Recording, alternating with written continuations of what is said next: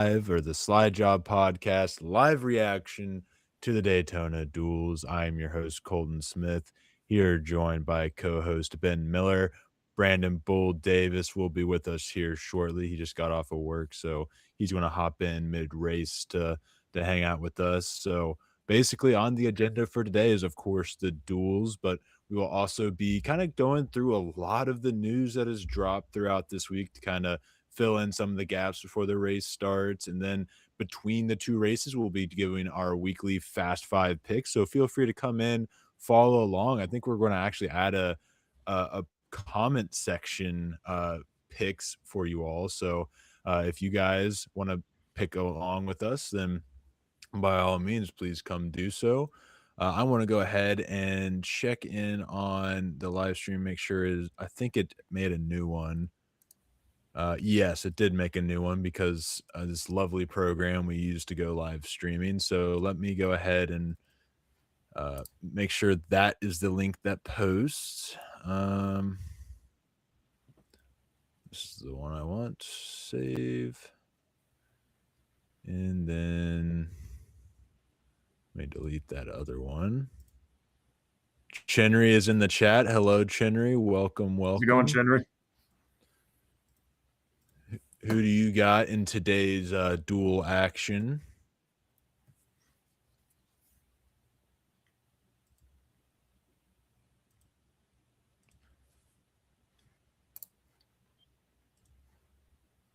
All right, I'm going to go ahead and post out that link, this correct link. I'm going to have to fix that in the future. I know a way around it.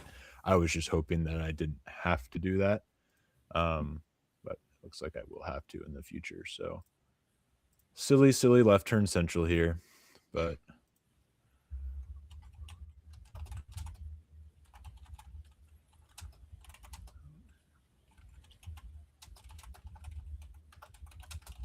Who do you guys got in duel?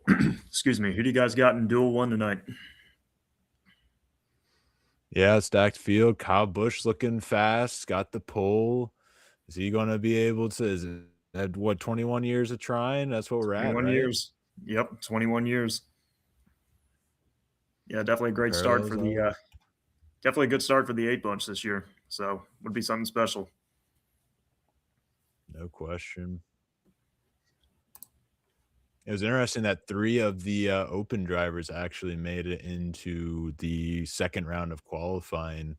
So was it Heim and Allgaier both got their way in, and it'll come down to a handful of drivers, but Corey Heim I know is one of them, and Yep. LaJoy as well. Or Yeah. what I said, Corey Heim's already in it. Corey LaJoy is the one that is still competing. Yep. Yeah, just to talk about Corey Heim for a minute. I mean, he made a statement yesterday in practice and qualifying saying, why do I not have a cup ride in 2026? I mean, Absolutely. yeah, he straight up made a statement. I mean, he had a great handling car. He showed the speed. He showed it on the charts. And not only did he race his way into the Daytona 500, but he showed up with great speed. So that 67 car is looking really, really good for Sunday. So definitely can't wait to watch what Heim Time can do on Sunday. It's going to be fun to watch. Yes, absolutely. I want him to make it everyone else's problem what has been done with him. Chinnery has Chris Buescher. I can actually show this on stream. He says dual one, Mr. Buescher. That I think that's a new little update thing. And then on dual two, he has Cindric, which is honestly of two very good super speedway drivers. So Yep. yeah, that's cool. That's cool that we can show the chats. I will make sure to keep an eye on that throughout. Mhm. I'd like to change the font. That font looks weird, but Yeah. beggars can't be choosers. Right. Uh, But I yeah, love how much I learn about it along the way. But go ahead, Ben. What are you thinking? yeah. So back to Chenry's picks. I mean, yeah, those are obviously good picks. I mean, those Fords, they're obviously going to be the ones to watch. I mean, they always show up with these fast race cars at the super speedways, and you know, Busher, I definitely like the speed out of the 17 car so far, and Austin Cindric, you definitely can't count him out, especially on a super speedway. So Yeah, those guys are definitely going to be fun to watch. But I'm definitely going to keep an eye on those Fords tonight because I think they're going to be the ones to beat as we go into Sunday for the 68th Daytona 500. Yep, yep. Feels like just a decade ago we were at what, 59th? What are we at now? 68th. 68th, Yeah. 58th.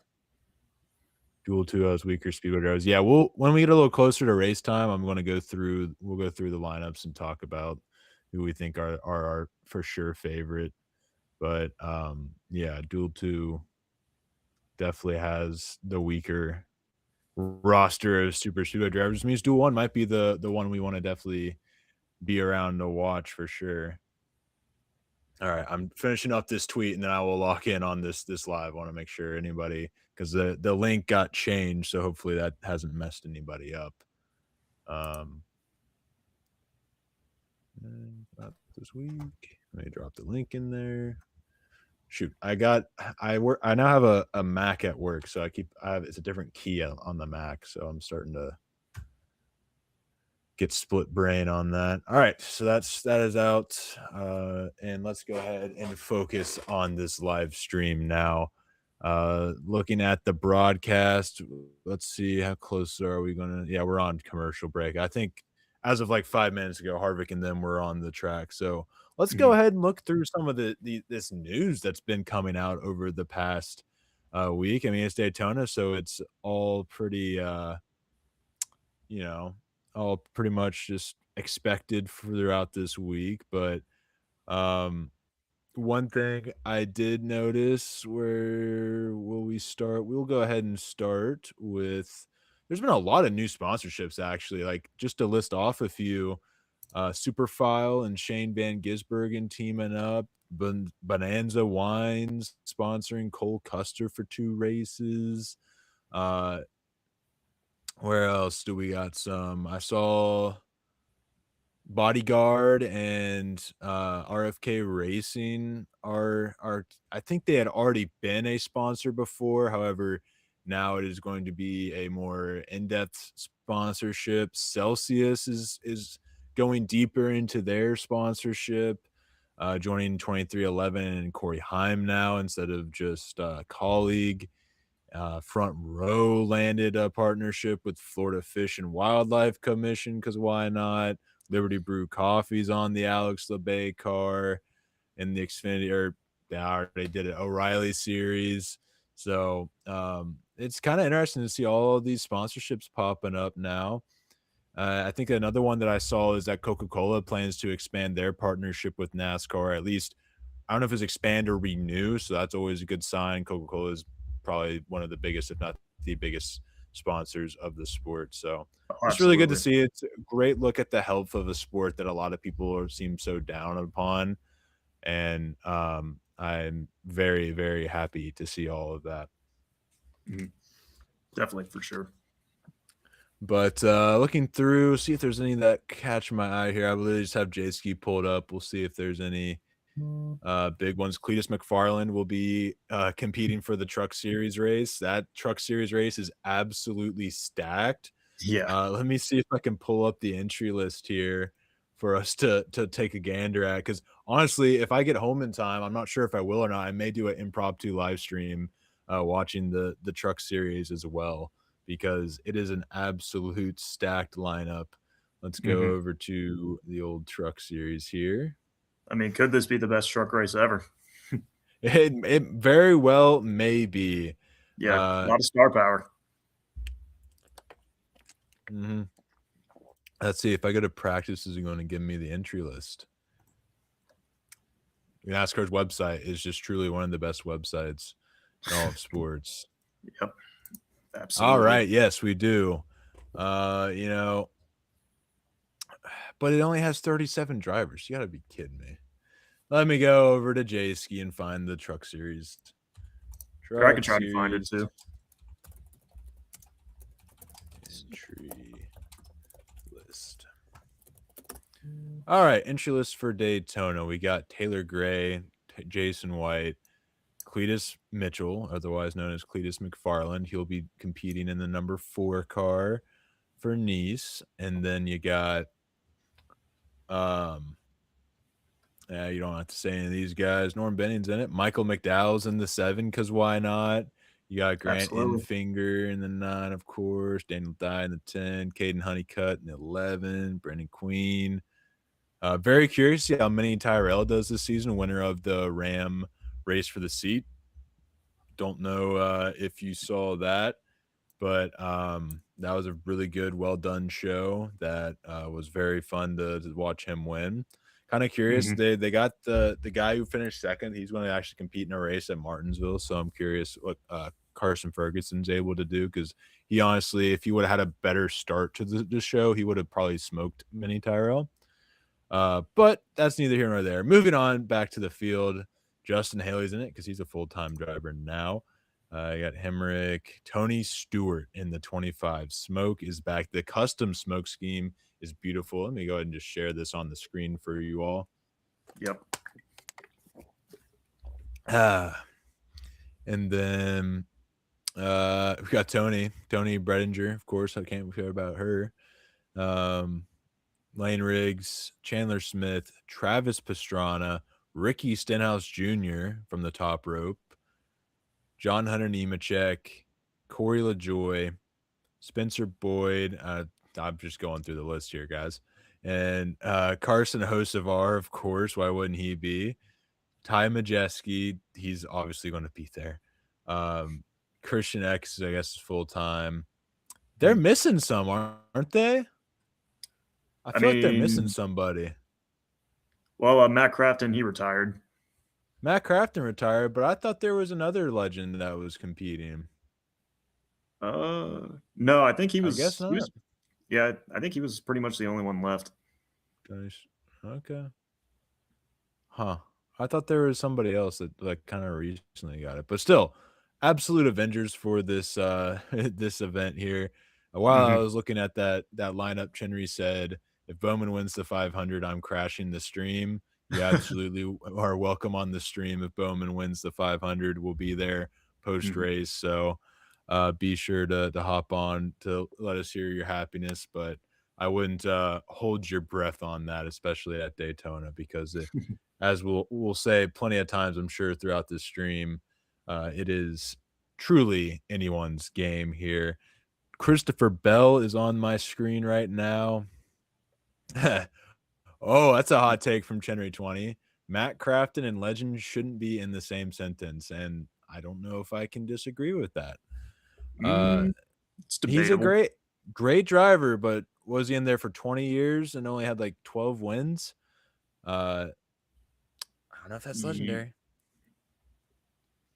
Yeah, 50-50. I mean, in my opinion, I feel like he's one of the best in the trucks. I think it's fair that we call him a legend.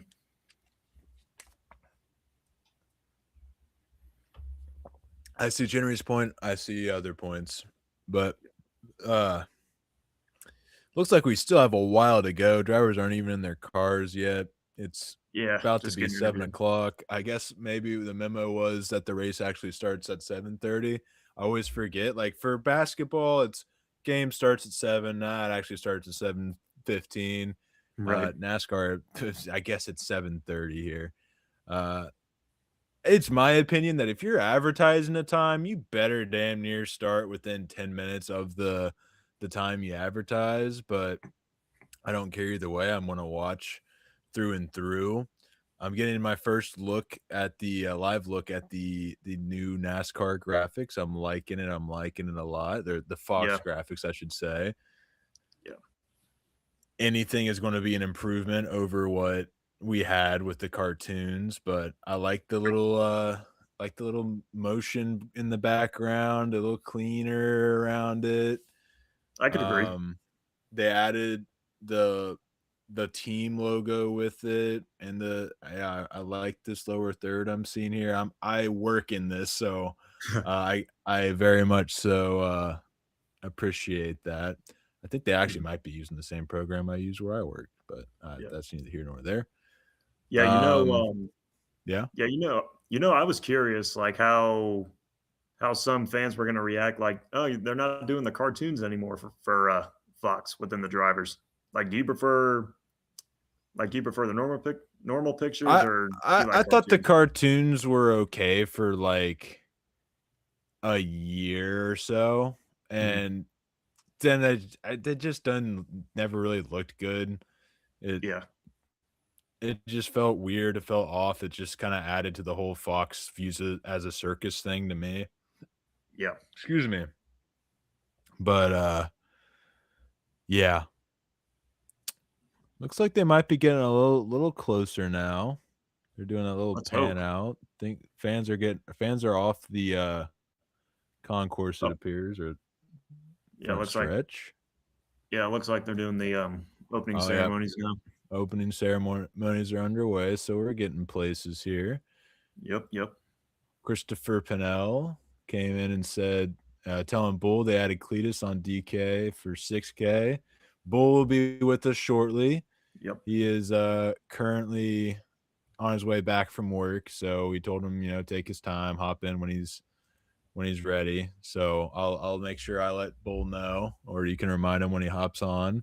We may also have a guest appearance, no promises, but somebody did say they may hop on. We'll see. Looks like they're giving the sermon here. So I think now would be a decent time to kind of take a gander at the old starting lineup for the duel one that we are about to endure. All right. So let's go ahead and take a look at this lineup tracker. So Kyle Busch, we talked about, got the pull as somebody that we were incredibly negative on throughout the offseason, I would say, and not necessarily fully on Kyle Busch himself, but just the situation he finds himself in currently. What better way than to get the pole in the first race of the year, get the pole for the Daytona 500? Looks like I Mhm. just got a text from Bull, and Bull is coming, folks. So get ready for him and his takes. All right. But definitely the way you want to start the season if I'm Kyle Busch in the 8. I know it doesn't really mean anything in the grand scheme of things, but stuff like this is momentum that stacks, and stacking pennies, just like uh, Corey LaJoy's old podcast is, just the way I think they need to do it at the A camp. They can't try to do it all, especially in this new format, in one foul swoop. And Bull is in the building. Welcome, Mr. Bull. Glad you could make it. We are just about to get underway here. We're going through the starting lineup for Duel One. Just on Kyle Busch, so you didn't miss much. Chenry says KFB will go to the back immediately, which you are correct. That's what Yep. any sane person would do. Mhm. But referring to the race, though, I am very curious to see what he has. Also, Bull, Christopher Pennell said they added Cletus on DK for 6K. So um, keep that in mind for whatever betting purposes you may have. Playing a little fantasy. Yeah. Cletus is my guy. But we're happy to have you. How you doing? You ready for this race? You didn't miss anything because I don't think they're going to start till like 7:30 at this rate. But um, Yeah, I'm pretty excited. It's been a Mhm. long but short off season. That probably mhm, makes no sense. yeah, But but it does for NASCAR fans. Yeah. I'm ready. Just watching qualifying last night got me pumped up and ready to go. Absolutely, Yep. absolutely. So going back down through this list, though, we got Ryan Preece in the 2 spot. He was the fastest in the first round of qualifying, if I'm not mistaken. Uh, Bad fast car. That's a great way to back up a clash win. That's all I'm Yep. saying. I said it with Kyle Busch. Stacking pennies is the way to go. Corey Mhm. Heim, he gets in with the third fastest time in the garage. It's kind of interesting how Corey Heim can come in the fourth team at 23:11 and have the third fastest car in the field, and Riley Herbst can't finish above 14th. Oh yeah, that's right. We're already digging in on Riley Herbst. That didn't take long. I mean, what's even more uh, cool about Corey Heim is he was the first car on track for mhm. qualifying, Yeah. the very first car out. Yep. Yeah. Yep, that's a great point. driving that 6.7 Toyota. 6.7. And that thing looks awesome. Yeah, it definitely It does. does. Love the Robin Hood scheme for sure. Hopefully that we get to see more of that. We were talking Bull early on about all of the kind of new sponsors that have been announced. I know a lot of it's because it's the new season and whatnot, but like Body Armor, not Body Armor actually got named the official sports drink of NASCAR and stuff like that. So it is refreshing to see at the start of the year Kyle Larson getting his extension and stuff. All this kind of new stuff coming out. It's been very interesting. It doesn't really have to do with the race tonight, but have you seen all the promotion stuff NASCAR's been doing just this last week with the Hell Yeah? Uh, just Oh, yeah. the billboard, the video with Marshawn Lynch and Bubba recreating the movie Friday, like just the new I still need to watch promotions. that. Yeah, The new promotions they're doing, they're killing it. Whoever they've got in the absolutely. marketing department, Yeah. and it's almost like they've changed their complete motto of how they want to interact with the fans, what they want the drivers, what they want the sport to be. I would say what they've done is they have modernized their marketing strategy. Like it's not like 5 years ago, I couldn't have ever dreamed a video like the NASCAR fans expose, the other driver or NASCAR drivers expose themselves or whatever, like where it'd be like who you most likely let date your sister or whatever. Which I remember half the field didn't like that question because we're a little too conservative for that, but which also though it's almost like they've went back in time with the promotion, but modernized the yeah. advertising. I agree. I think they've done well on both fronts. Like we have that old stuff that works, but we're also doing new stuff. Like I don't know if NASCAR has dropped anything media-wise that hasn't hit in like the past 6 months. Like it has been banger after banger to me. Something as simple as like a 5-minute video of Ross Chastain reading Reddit comments. Like it's been a really good time to be a NASCAR fan and be on the NASCAR YouTube. Not to mention the documentaries like Rising, which I loved Rising, Mhm. the Ram Race for the Seat we talked about a little bit ago before you got here, Bull. It's really been a great time to be a NASCAR fan. Yeah, Yeah. I think NASCAR's going back to not trying to bring in new fans, but trying to keep the fans that they've already got. And if new fans find it, that's kind of where I think they're headed. Because I think NASCAR lost touch with a lot of the fans that brought the sport up. Mhm. Yeah, I would agree on that.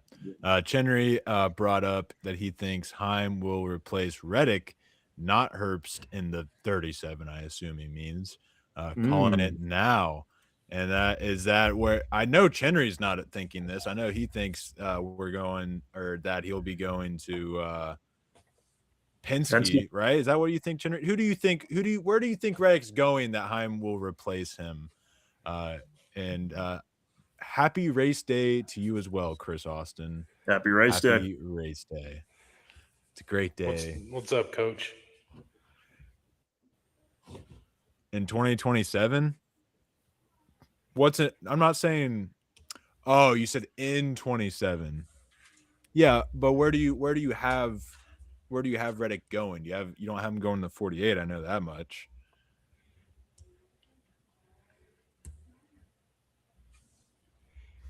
Here we go. They're starting up engines now. All They right. are getting those engines fired. Gotta turn on my sound just a hair.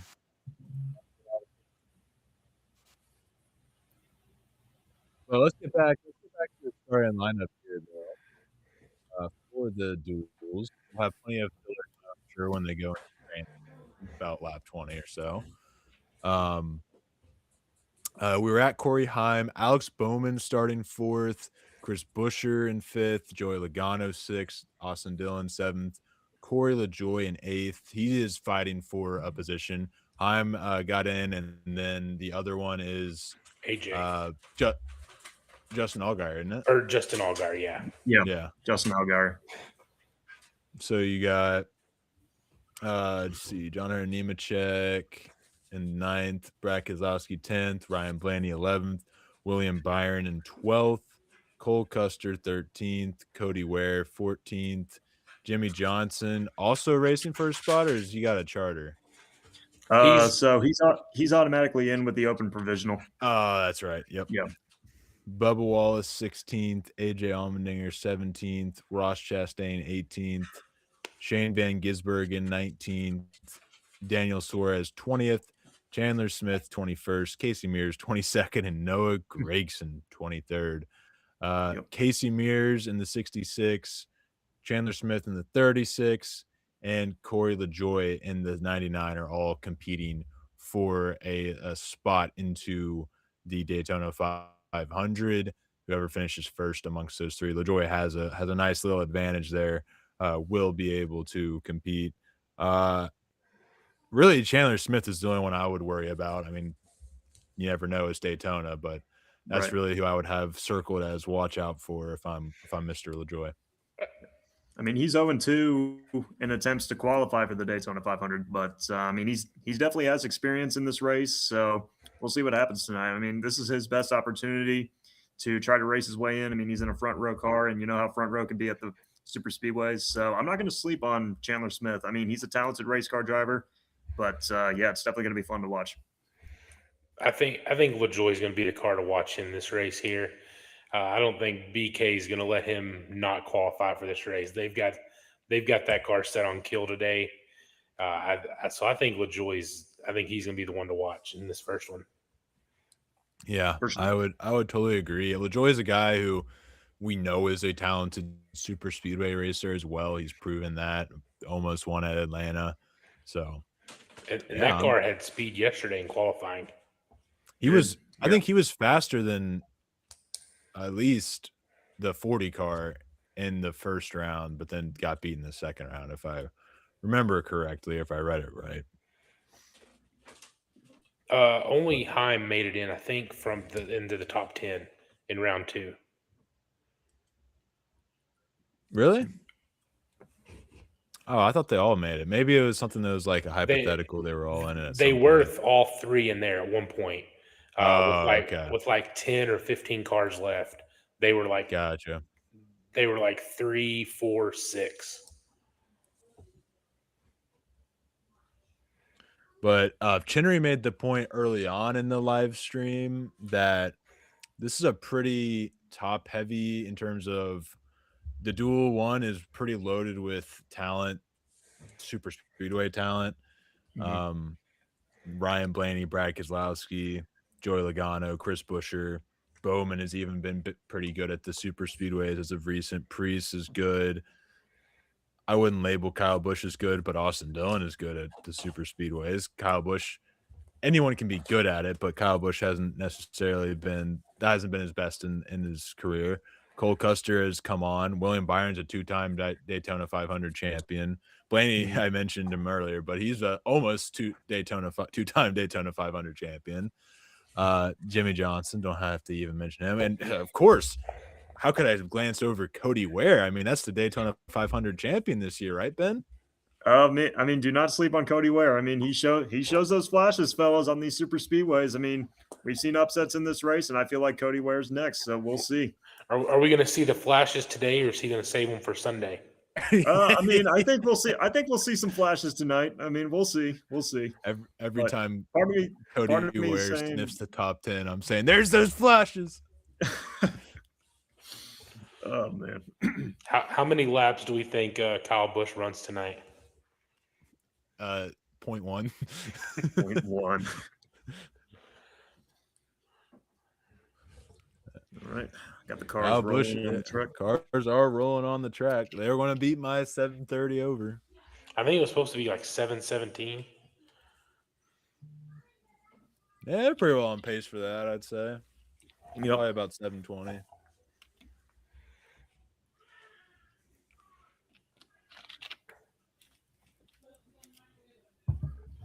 This is a nice paint scheme on the 8. A lot of good paint schemes this year. I love that Corey Heim Robin Hood Mm-hmm. So Yeah, clean. definitely. Yeah, It looks he definitely can't go wrong with that one. I mean, Corey Heim, that yellow paint scheme is an absolute killer. I definitely like that one, and I do like the zone Chevy. I do like the zone paint scheme on Kyle Busch's car. That's definitely one of my favorites. And oh, this just popped up. Austin Dillon's Bass Pro Sh- ah, Bass Pro Shop scheme kind of takes me back to Kevin Harvick a little bit. Pulling up the leaderboard for you guys to follow along at home while we're watching the race. Of course, you can pull up and pull it up the race on your own TV, but just something to look at here.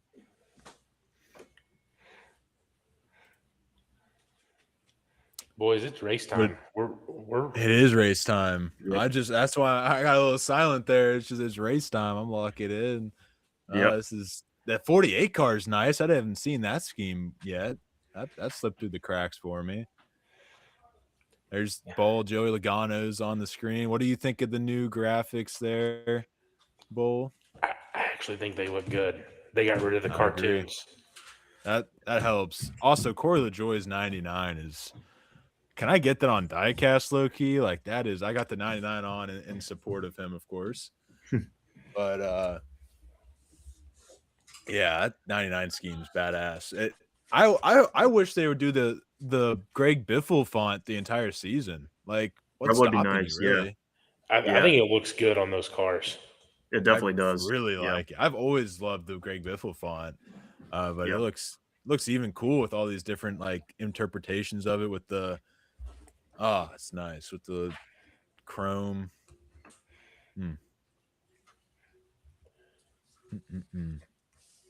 Brad's got his nice Castrol scheme. Mm-hmm. Did he have to have a cane to get him in the car? Probably.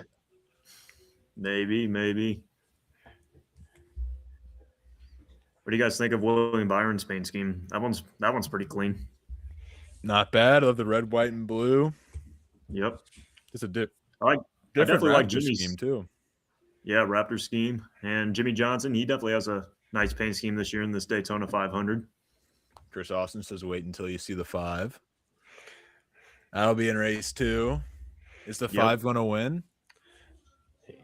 He doesn't care what happens with NASCAR as long as Kyle Larson wins. It's the important stuff, huh? You know who his second favorite driver is, Colton? Who's that? Is Bubba. Chris Austin loves Bubba. All right. Now does Bubba like Larson though? I don't know if they're two peas in a pod. I'm sure they've hashed it out by now. Oh yeah. Yeah. I remember a certain Kansas race. Yeah. Mm-hmm.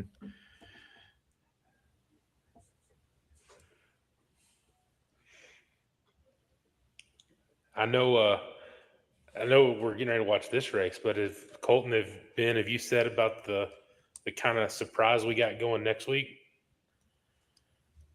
Say again. Sorry. My audio kind of about broke out. Atlanta? Yeah.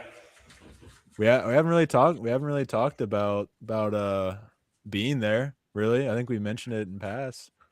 Is that what you're talking about, or is there another one I'm missing? That's what I was taking the pod to Atlanta. Yeah, taking the pod down to Atlanta. We definitely got to plan that out now, because if we get there without a plan, it's going to be it's going to be like what we did at Nashville with the impromptu phone on the beer can and beer in hand fast five. So we could recreate that for sure. Yep. I think chaos might be the best content.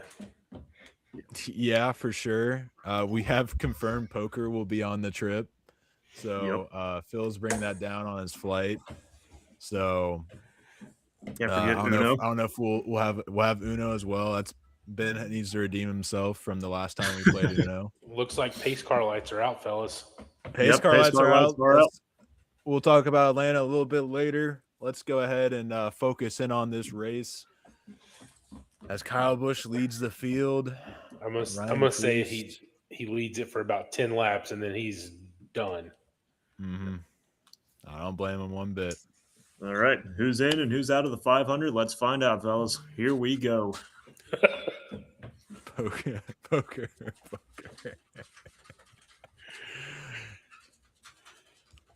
Oh, cars turning left, baby. Let's go. Here we go. Yes, sir.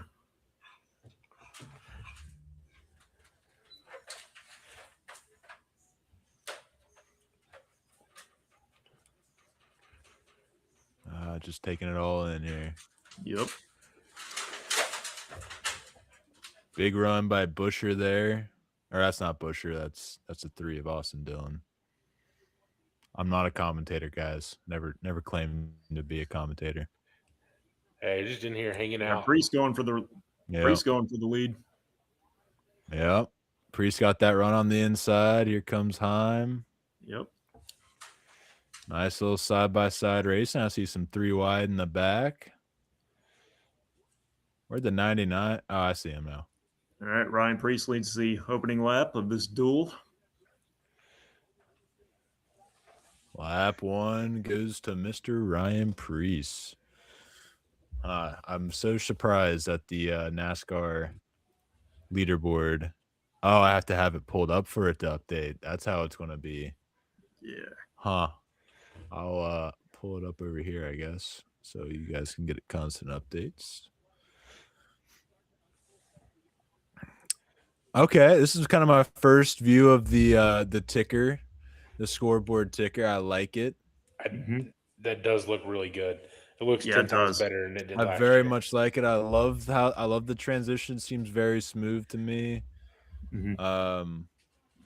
Yeah, they snap with this low key, high key, honestly. Very good. They got the little highlight on LaJoy and Smith, so we can watch that battle. The 16 of Allmendinger just looks right. See what the raw feed is. It doesn't look like it's anything. Well, you can watch the race tracker. Wish I could just make that full screen. Honestly, that's a good view.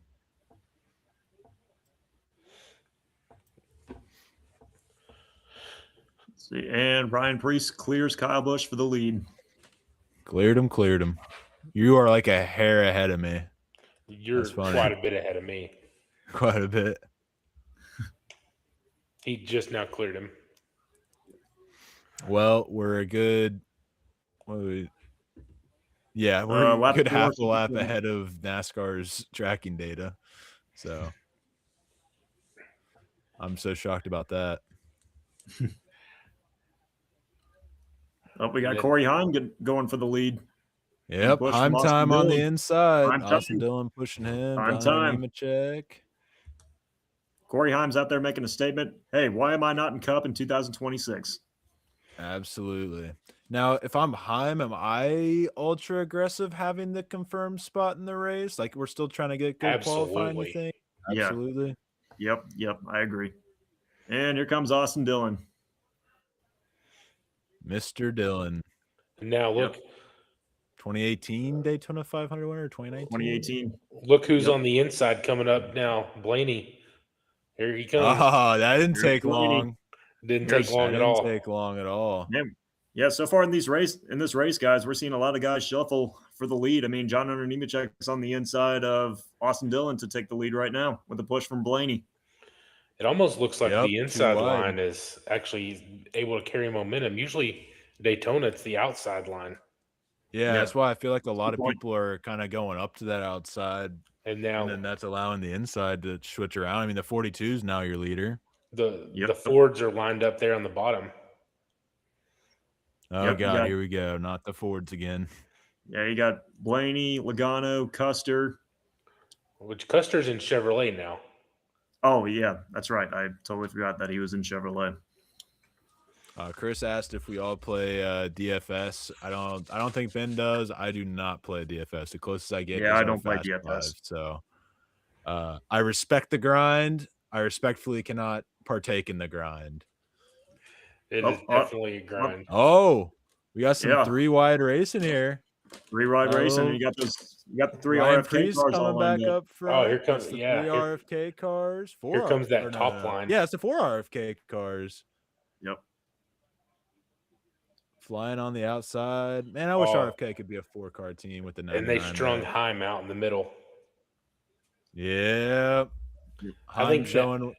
I think that's why he's going to be aggressive today to figure out stuff like that. Yeah. 12 races this season for Heim. That's usually a pretty good indicator. I think Reddick had like about 8 before he was full time, maybe a little less than that. Chase Elliott had a pretty decent part time schedule before he started, so didn't he usually have 5 it's a in pretty good. Who was it?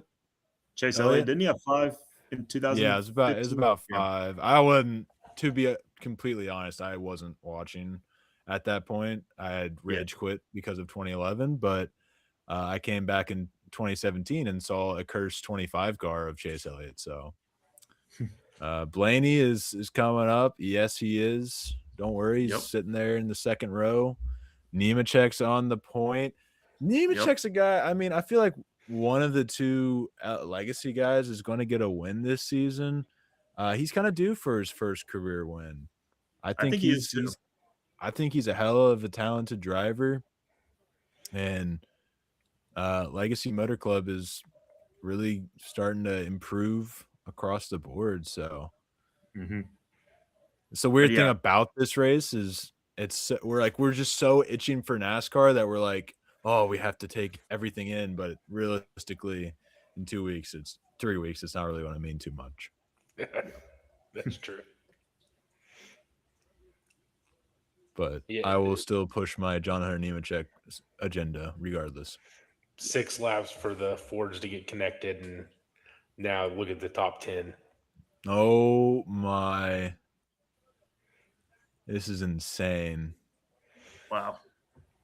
1, 2, 3, 4, 5, 6, 7, 8, 9, 10 Fords.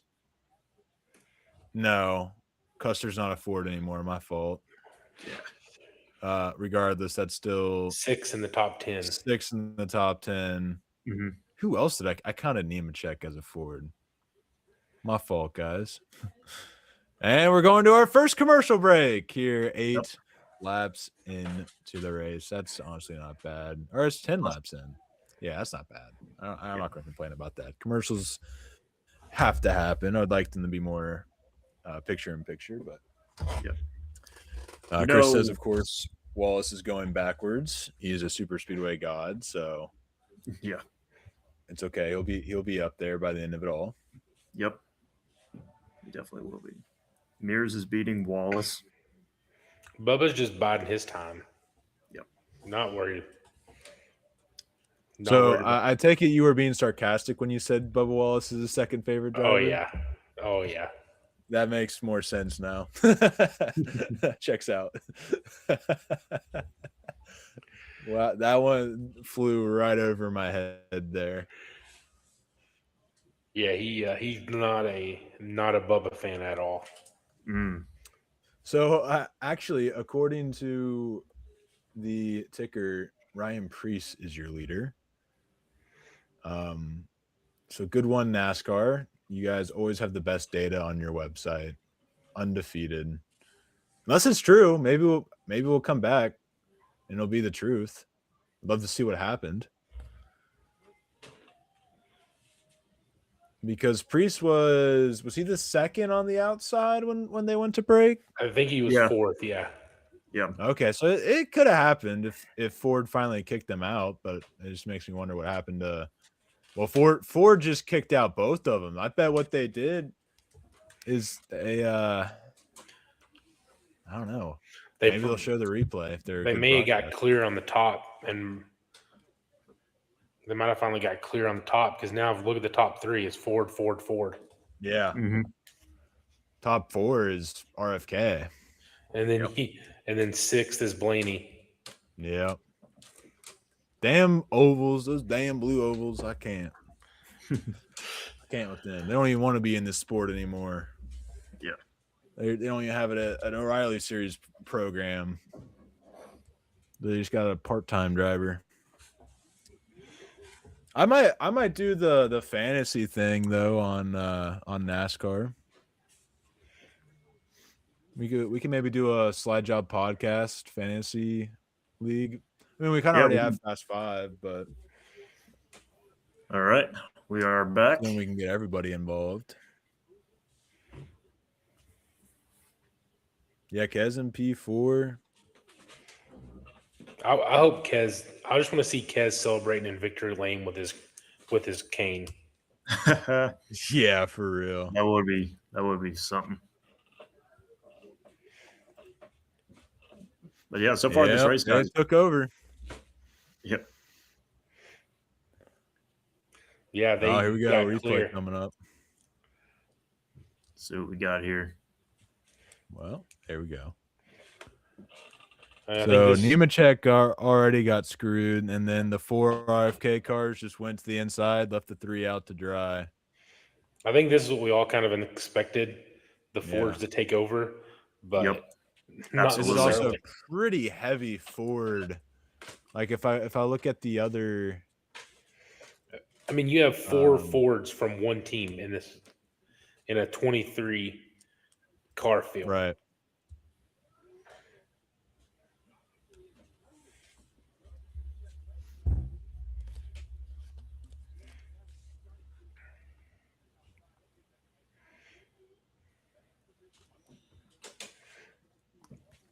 And I got to say, what a start to the 2026 season for Ryan Preece this year, guys. I mean, so far he's been really fun to watch.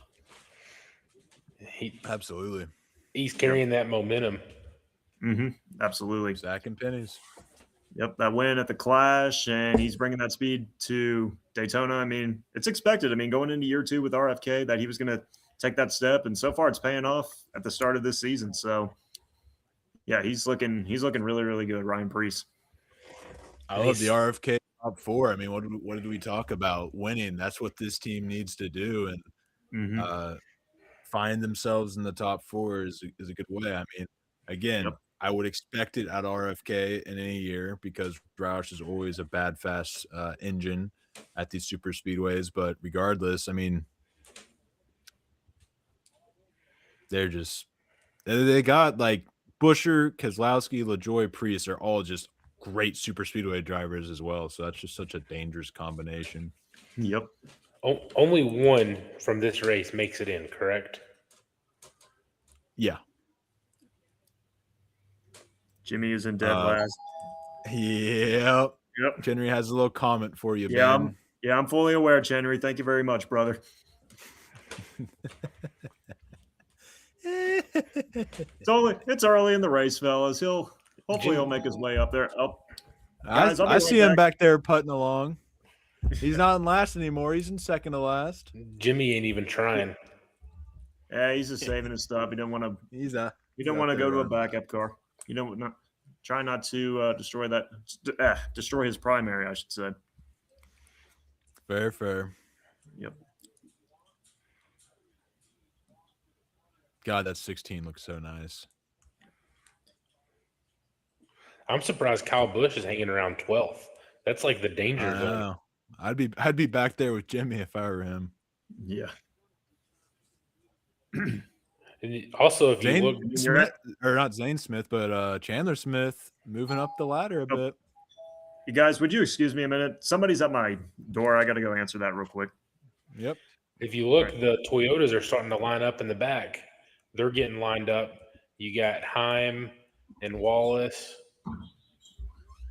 I thought I saw another one back there getting lined up.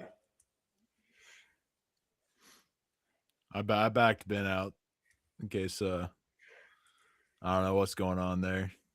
He's got a Amazon package or something at 7:30. Looks like Mr. Ben is back. Yep. Sorry, guys. Back, sir. Whoa. Took you off there for a moment. Oh, Logano. Never fails.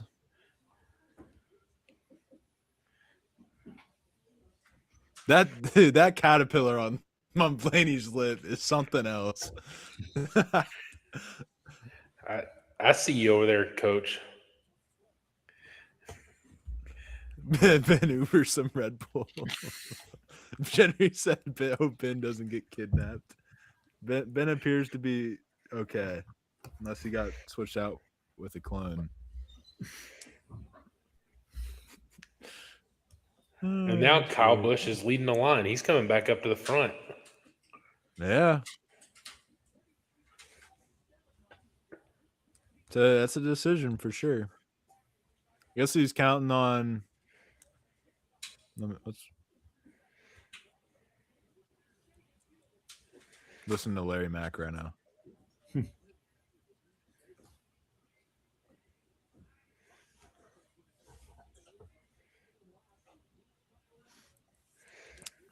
Didn't really say when the stop's going to happen. I guess they're going to try and split it in half, right? Give or take. Oh, sorry, y'all. I accidentally took out the leaderboard. Back up now. You didn't miss much. Ryan Priest, Chris Buescher, Corlo Joy, Brad Kozlowski, and John Hunter Nemechek still your top 5. But keep you all in the loop. Henry says, NASCAR is back when you hear Larry Mack's trends. Darn right. Even though he is an absolute propagandist for NASCAR, we still respect his trends. He knows what he's doing there.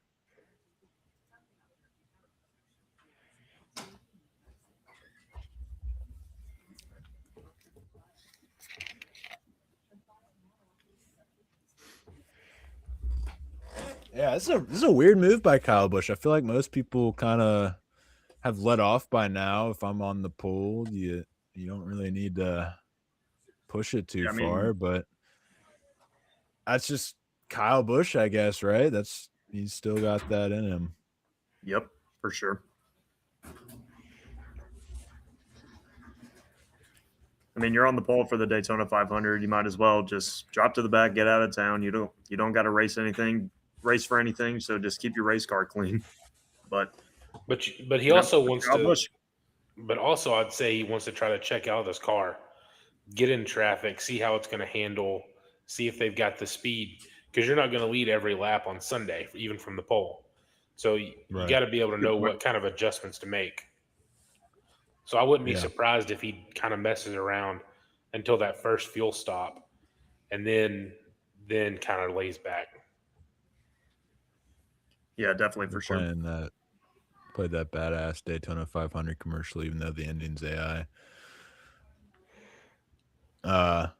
Chenry said that he heard on XM today that colleague Chevy support is 0, cut from everything. No sim time, no nothing. I'm not the least bit surprised. I mean, they set this precedent when Legacy did it. I think they were Legacy at the time, and they went from Chevy to Toyota, and they were basically had ARCA cars out there. We kind of talked about that a couple weeks ago, as expecting Kaulig to take a step back because of that. And I don't know if you on Twitter, if you saw it, they actually had a video of Chris Rice talking to the team. He didn't necessarily say it, but if you put 2 and 2 together, he kind of alluded to it. Yeah. Yeah, it's speaking of which, is that I thought that was a Dodge as a champion truck behind him on the background there.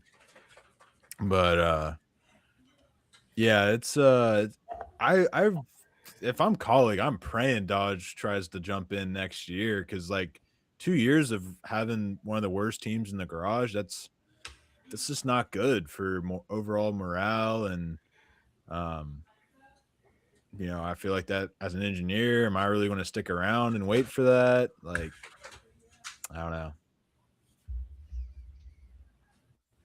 And we're kind of at the point of the race where we're kind of dilly-dallying around. Everyone's kind of saving for fuel, not too many moves going around. So, yep.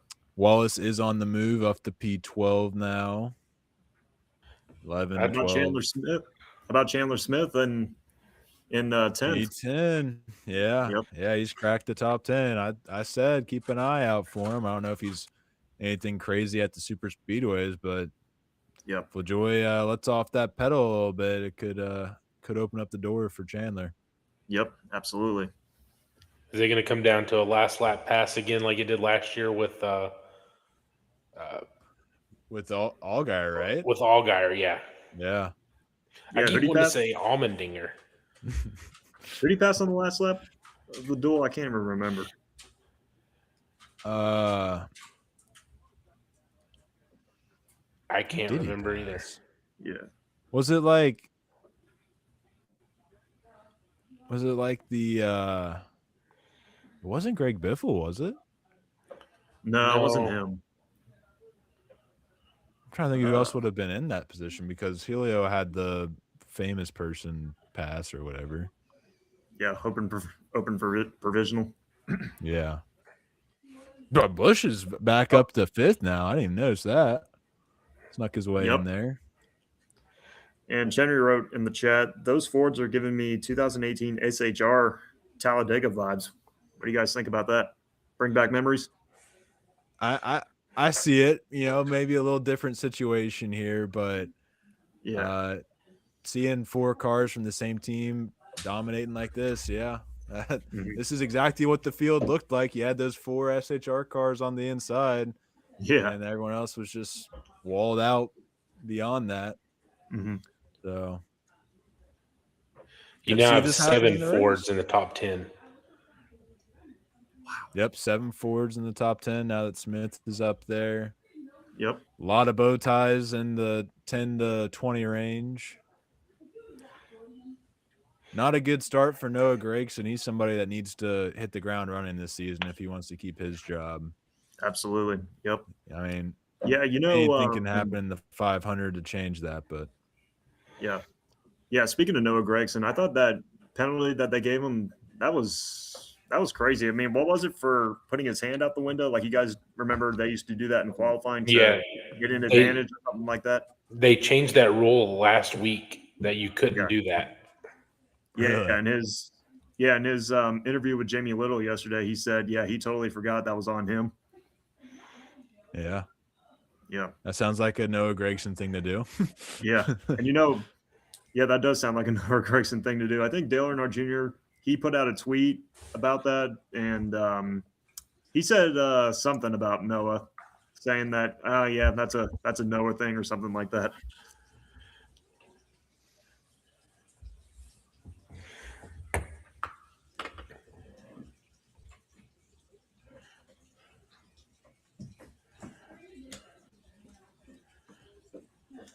Listen to Mike Joy right now, so sometimes I'll be tuned in on if I go silent.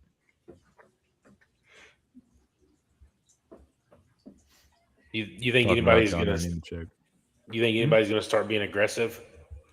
I think so. I don't think so until after the pit stop or a caution.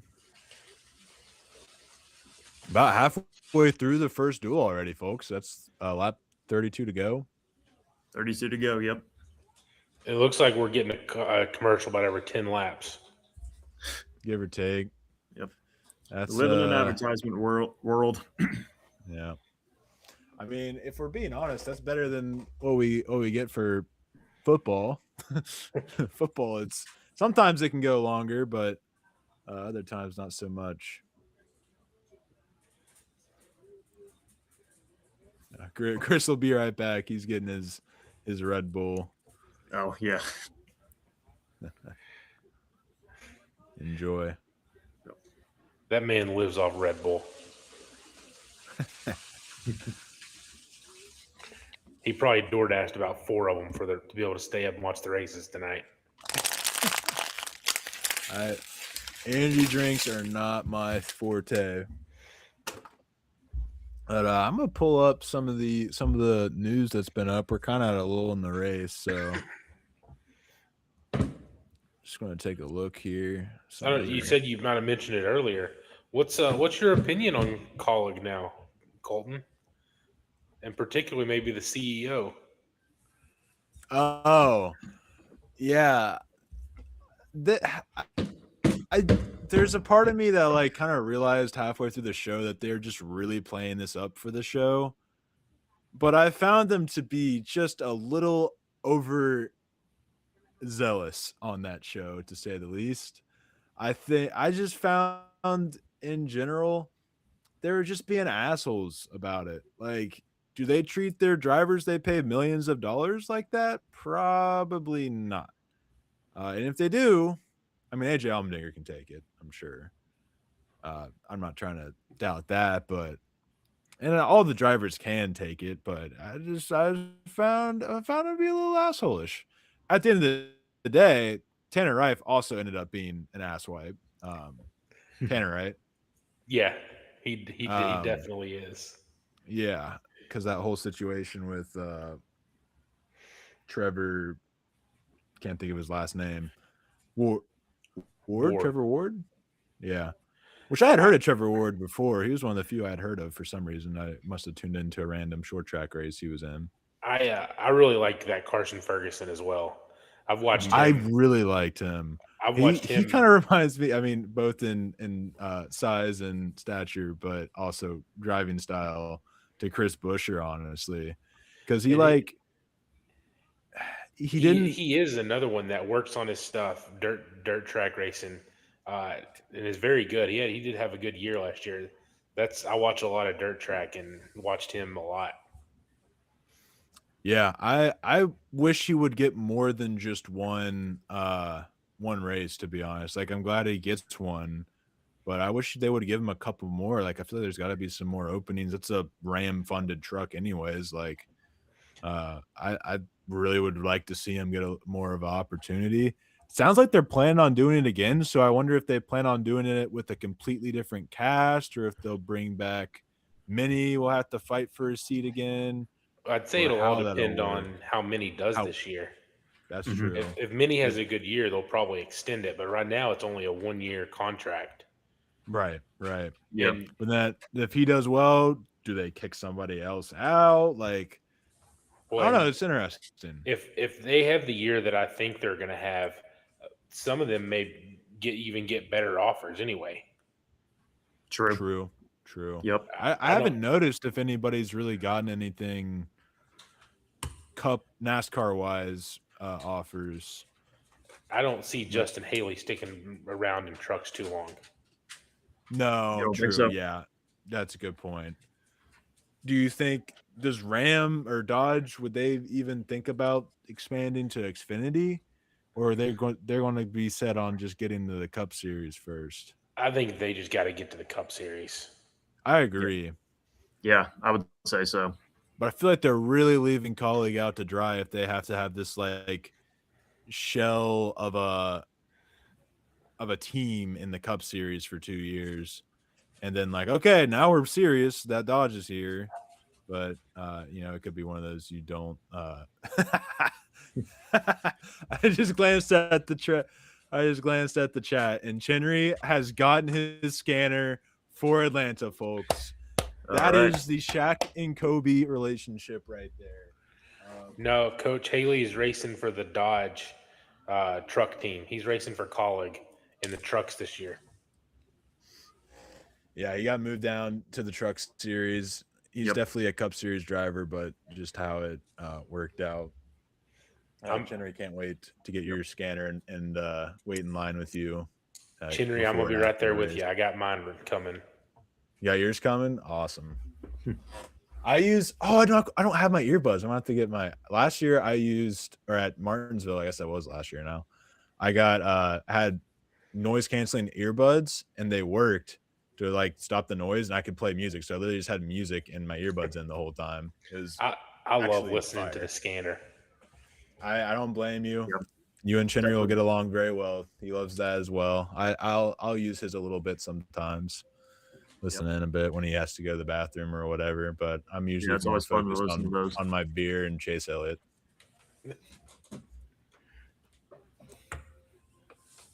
Look who's up in 9th place now.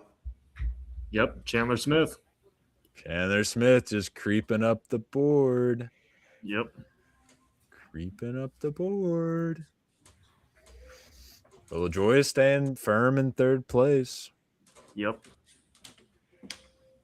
Who was your favorite on that show, Bull? I like Minnie. I also like Ferguson. I've seen Ferguson a bunch, so I do like him. And I did like Minnie from the Cars tour. I do think those were probably the best two. Yeah, I agree. I think Minnie was great throughout, and Carson really found his stride in like the second half of the year. If he would have had it better, or if he even like happened to be in like the A group or something and won a race early, he probably would have won it. I mean, it was down to like a couple points, was it not? Yeah, I think he didn't have a very good race the first road course race they did the first week. And Yeah, after that, it may even have been the first two, but after that he really turned it on. that is one thing I'll comment on, just as somebody who has made a documentary before and went to school for stuff like that. The episode structure was kind of weird. They tried to act like it was a day-to-day thing, but they also had little subtle hints that like this was a week-to-week thing. Yeah, it was 3 weeks long. Mhm. Yeah. I don't know if you saw they just released another video like yesterday or a couple of days ago. It was like I didn't seen it, but I saw of it. I haven't watched it. Yeah, I watched it yesterday.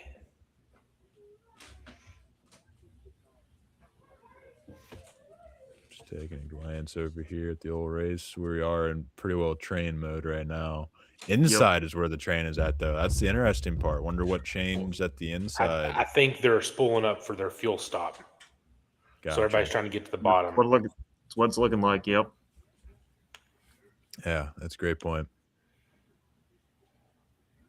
Henry says peak scanner was Bristol Xfinity Dale Jr. having an outburst on lap one. I do remember listening to Junior's scanner at Bristol. Chinnery, was that the race Dale Jr. was going to win until he caught on fire? I don't think so. I do think he was fast, but I don't think he had a race winning speed. It was like 2-3 years Top ago. speed at least, right? Yeah, he was going to win. I think he had to start at the back with this one, or he got sent to the back. Year after. So this would have been.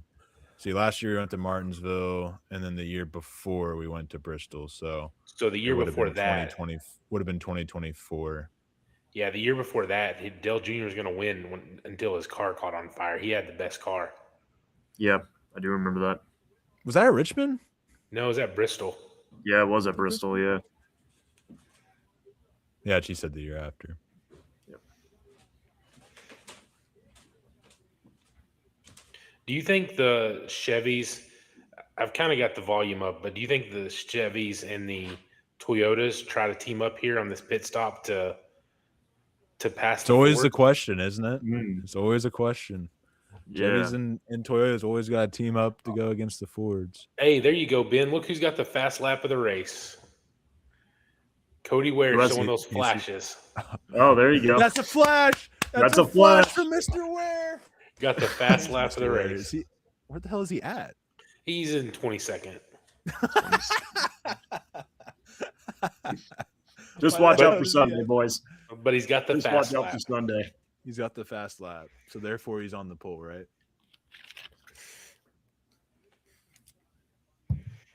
Under 20 laps to go. These always go by way faster than they should. Chenry has sent the train emojis.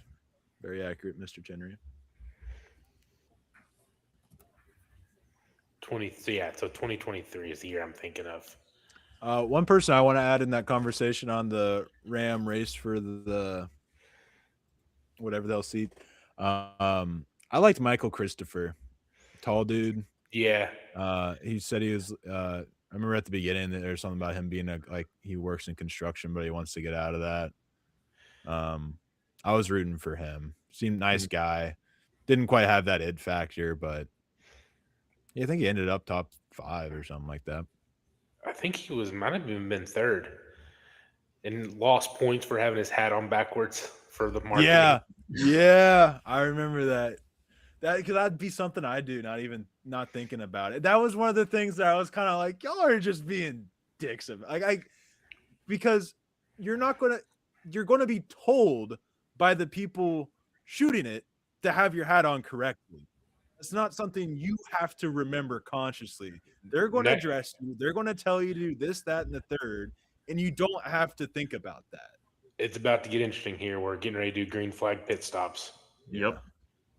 It is. They just said, I think it's this lap. Flag pit stops. Always interesting at Daytona because Yep, you're not absolutely. really using your brakes. You go to use them. They're not warm. Is that why I always spin out on NASCAR 25? Probably. Or that just might be talent. Yeah, I was going to say it's because I suck. The last race I was in, I was at Kansas. I restarted. I'm back in the ARCA, and I was doing great, and I was in like P5, and I spun out going down the pit road on like the last stop, and I just turned off my Xbox, so it'll be sitting there waiting for me when I get back. But yeah, it was frustrating. Looks like now I have a wheel. Oh, hands out. Yep. Boss says the pit. Now this is SHR right here, where they got a fat ass gap on the rest of the field. Whoa, we got one spinning, two spinning. Noah Gregson and who is that? Is that Coat or Casey Mears? Casey Mears. That looked way too much like the Mears just wrecked him. Mears started sliding and hit him. Go back. No, Grayson's just going to sit there and let the caution he's going to try to get out of the grass. Yep. Okay. Yeah, Mears moment. Oh yeah. Ware's showing that flash. He's up to 10, almost top 10. There you go. Where'd you come from, Mr. Ware? Oh, half the field pitted. And some guys won 7 championships up to 13th. I thought you were talking about Cody Ware. I was like, let's calm down now. Casey Mears, now that's a champion right there. Mears moment. Yeah, caution's out. Yep. Who could have foreseen that? Damn, I hate to be the grounds crew tomorrow.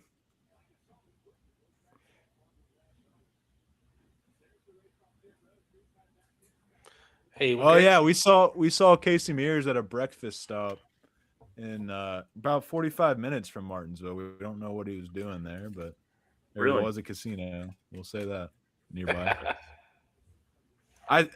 Chenery says we may have. I swear to God, that was him.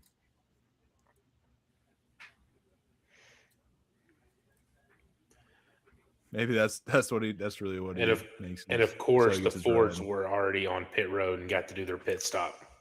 Yep.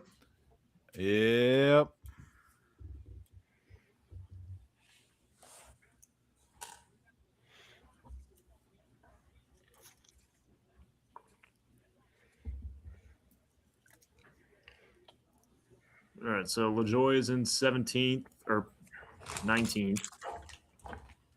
And Smith, they just showed he was in 21st or something. It's pretty much the race for that spot in the 500. Yeah, let's see this replay here.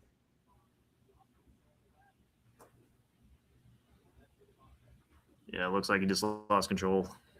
Mears did. I mean, he's such a talented driver. I can't imagine how that happened.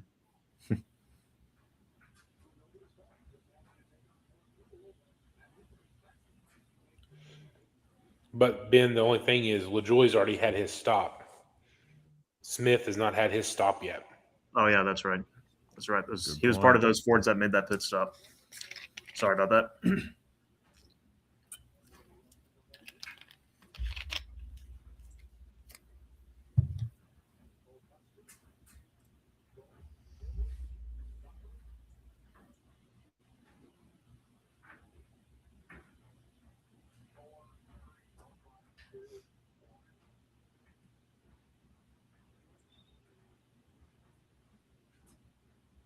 I will say it is weird seeing SHR in well, not really SHR anymore, but seeing them in a Chevy. Mm-hmm. Yeah, seeing him in the Chevy Camaro is quite disturbing. Yeah.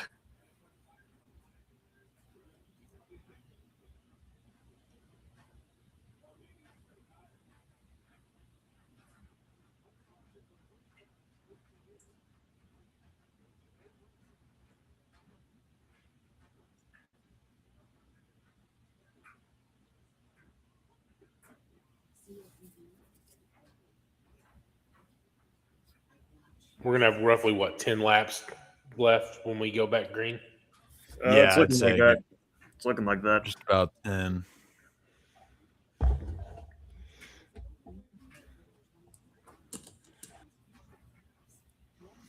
Oh yeah, Chenry, tell him what you found out about Kurt this week. SHR screwed Kurt.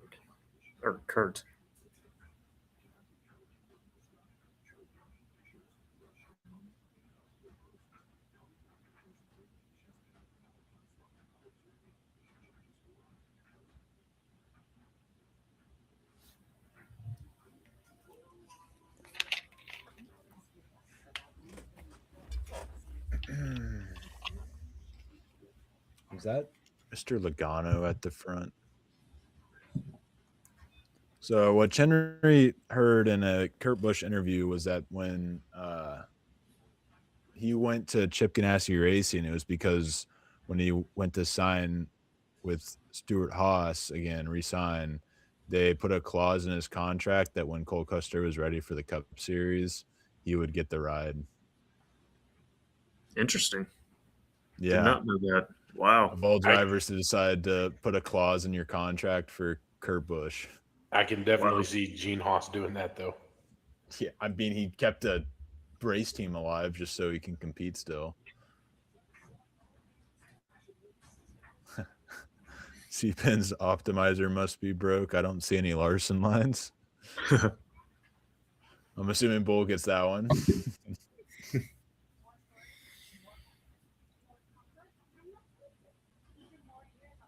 We're not playing Larson, Coach.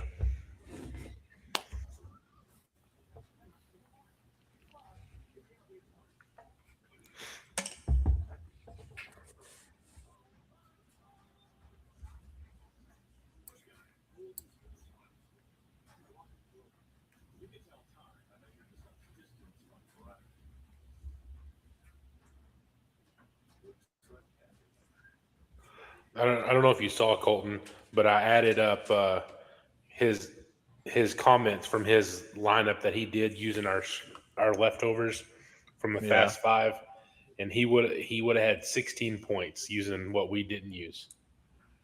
That's more than you guys got, right? No, we got 19. We got 19. Oh, my bad. My bad. Yeah, that was funny.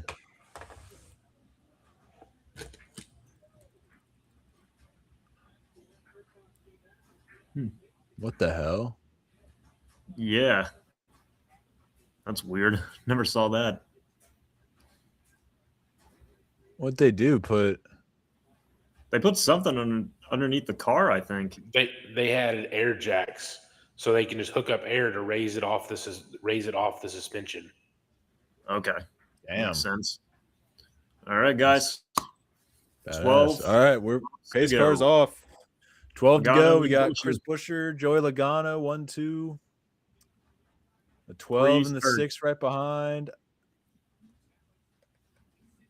And we got row 3. It's Priest and LaJoy. Says, of course, Joey's going to back into this. That was a terrible. Best. That was a terrible restart. They wasn't even bunched up at all. No. Whoa. I hear Ben say, whoa. I wait 5 seconds to see what happens. They're getting more aggressive. They're getting more aggressive.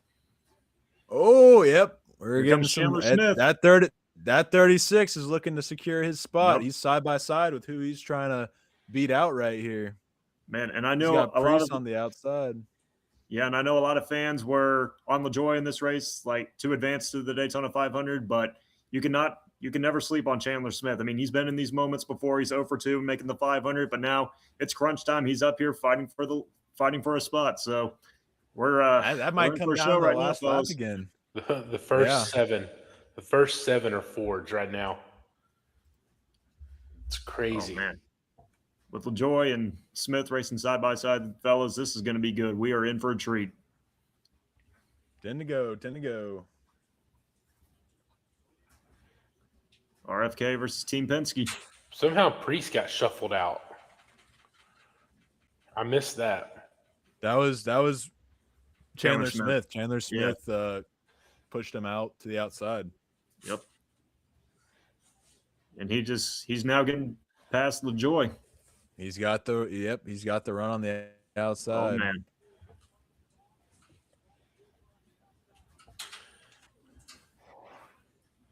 Smith's going to try to get clear on the top and then move down to the bottom. Yeah. Yep. RFK he's almost clear too. RFK is missing their fourth teammate.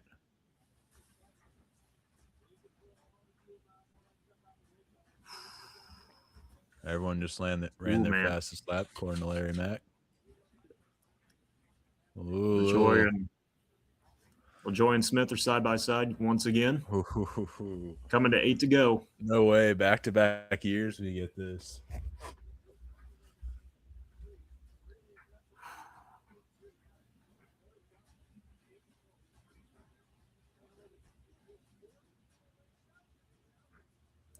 Ooh, man. Logano was almost clear of Busher. Not quite. Yeah.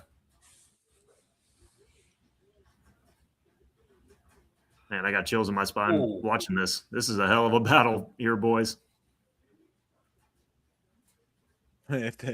Great point by Chinnery 20 here. If they crash, Mears is in. Wouldn't that be just the result we all want to see? 8 to go at the line. 8 to go. 8 to go. 7 to go now. 7 to go. I don't know why the spotter said 8 to go then. Spotter needs to clear that up. 7 to go. 7 to go. Oh, Kyle said bye-bye. Yep. Yep, you're on the pole for the ya. Daytona Good 500. idea. Get out of town.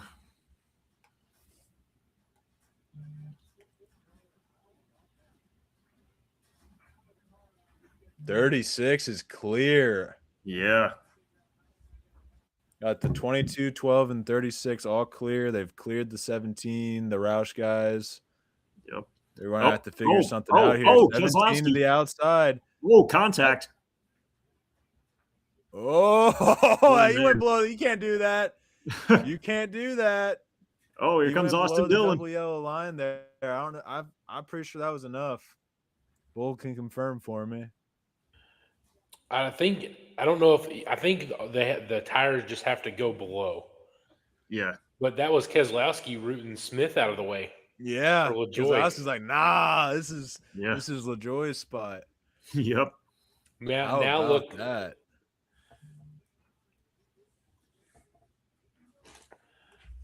Now you got Bubba up there too, mixing it in. Yep. Blaney. Here's Bubba. Byron. 5 to go.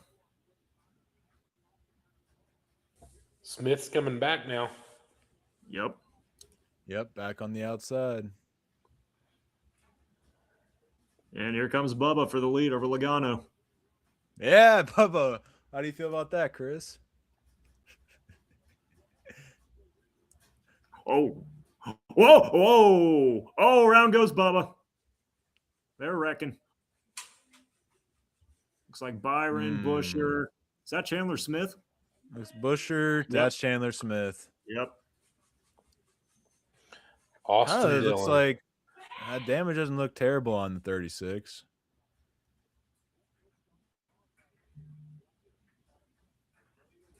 Let's see. Yep, there's Busher.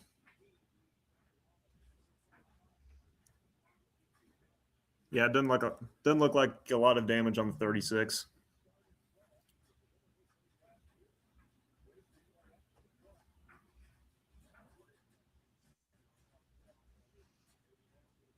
Busher did what he needed to do and took out. Yep.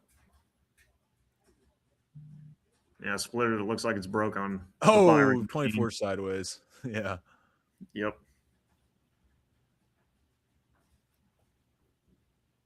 Yeah, splitter. It does look down. 36. Byron's doing the crab walk. Yep. All right. Here's a replay right here. You can just go ahead and blame Austin Dillon for this one. Yeah, I don't even let's need to let see. go. Well, I I mean, don't he was even need getting to- pushed from Busher. Split her down, not good for the 36. Good point, Henry 20. Yep.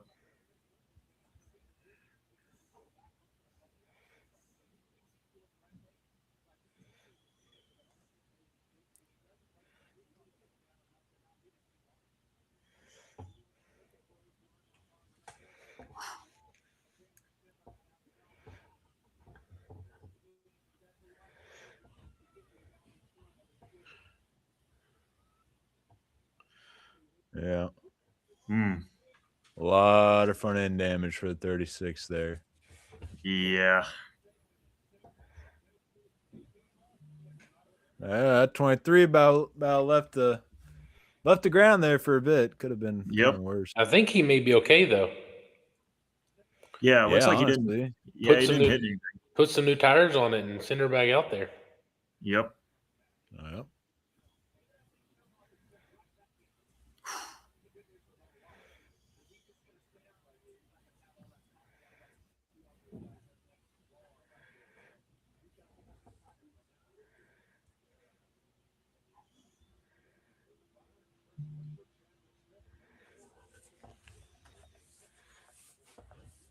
That wreck cost Mr. Austin some money. That I was getting ready to say the same thing.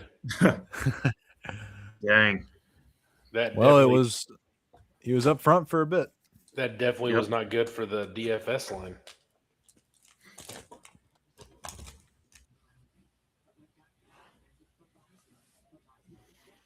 Yeah, it happened pretty fast. I feel like I don't know if I fully blame Dylan for that. I wouldn't either. I think it was part of that how the Chevy pushing a non-Chevy or really pushing anybody just makes them uncomfortable. That's been a problem for a while because of that pointed nose at the front. I feel like that's kind of what happened to Bubba, but he just wasn't able to save it. Yeah. Bummer for the 17. Bummer for the 38 or 36. Sorry, 36 was kind of wheeling and dealing through the field. Mm-hmm. Yeah, Chandler Smith, he was on the outside. Yeah, Smith, he was right there to secure a spot in the 500. He had a fast car. Henry said it. Wrong place, wrong time. Yep, that's Daytona. That's the name of the game at Daytona, ladies and gentlemen. Yep.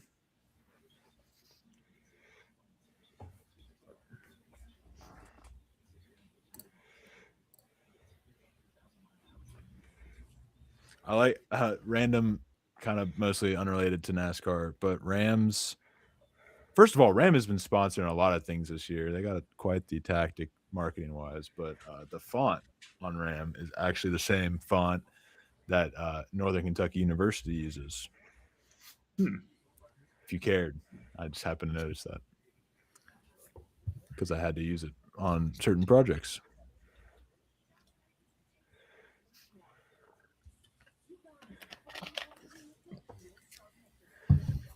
So, just talking about the race itself, what stood out to you guys so far? The Ford dominance. Yeah. I mean, that's what we all expected, but I was really hoping somebody would have something for him this year. Yeah. Yeah. Like you said, it's not necessarily something out of the blue, something I don't see coming. I guess Bull was in P1 or P2 before the wreck in his contest. Says Chris Austin in the chat. But you talk about the Ford dominance. Top 3 is Ford. Top 4 is Ford. However, there's some bow ties that have made their way into the top 10. Shane Van Gisbergen, Daniel Suarez. That's the first time we said their name today.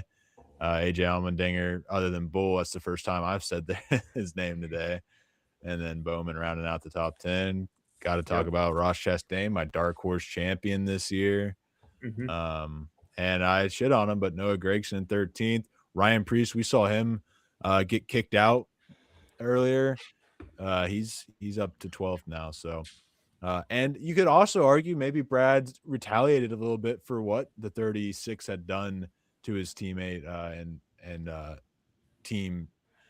Okay, words are hard, but maybe just repaying the favor to the 36 on that as well, while also knowing this helps his teammate Corey LaJoy. Yeah, I'm interested if I was trying to search Twitter and see if I see anybody say anything about Brad going below the line. When I first, my initial reaction to it, I thought both tires were pretty clearly under the line, but he didn't. He might not have advanced his position No, I don't think he technically, did. so that could also do it. I think if you have to, it's when you're side by side with somebody, and you go below the double yellow line and happen to finish in front of them. Mhm. And really, are they really watching it outside of the lead? Probably not.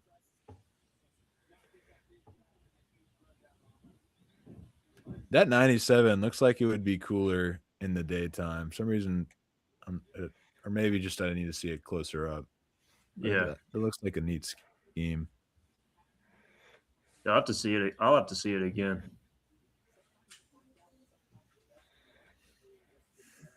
So we got overtime.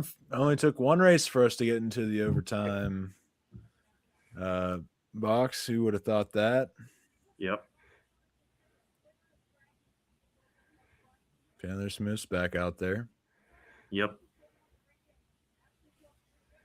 Yeah, that splitter doesn't look pretty.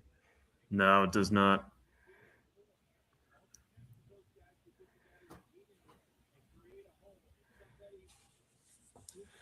Was Allgaier like had something happen to him that had him in the back, and then he came out of nowhere, kind of like Smith could? I think so. I think that's what it was because it was a last lap pass. Yep. We'll see. All it takes is somebody to boot Corey LaJoy out of the way, and Yep. we could have Smith in there. Looks like Mears is taking himself out of the conversation. Yep. Unsurprisingly. Man, coming to this restart right here, it'll be interesting to see how aggressive these guys get. Yep. Oh, my bad. They're not coming to the green this time. I thought they were. Yeah, I got another one, but Brad Keselowski, Joey Logano up front. I don't see any aggressive moves being made there. And those two never would do such a thing. Suarez has been a driver that's had a pretty aggressive, to say the least, clash. Mhm. Dylan, obviously, we just saw what happened there with him. SVG in eighth. Yeah, how about that? SVG in eighth, showing flashes. Yep. There you go. Get ready, fellas. He's going to be fun to watch at the ovals this year. I think he's going to get a lot of top tens. Ben, keep going. He's got the road Henry courses said, down. and I quote, "Alligator came from the back." A wreck, Alligator I think. Gotta love autocorrect, undefeated, especially with Chinnery. Yep. Byron did win the 500 in a backup car. That's what Chinnery said in the chat. Yeah, that's right. I totally forgot he did win in a backup car. Oh, yep, you're right. Yep. There's Jimmy Johnson. Nobody cares. 84. That's how old he is, isn't he? He's 50. Yeah, he is 50. Big 5-0. But if you look at him, he looks. And he's got another win in him.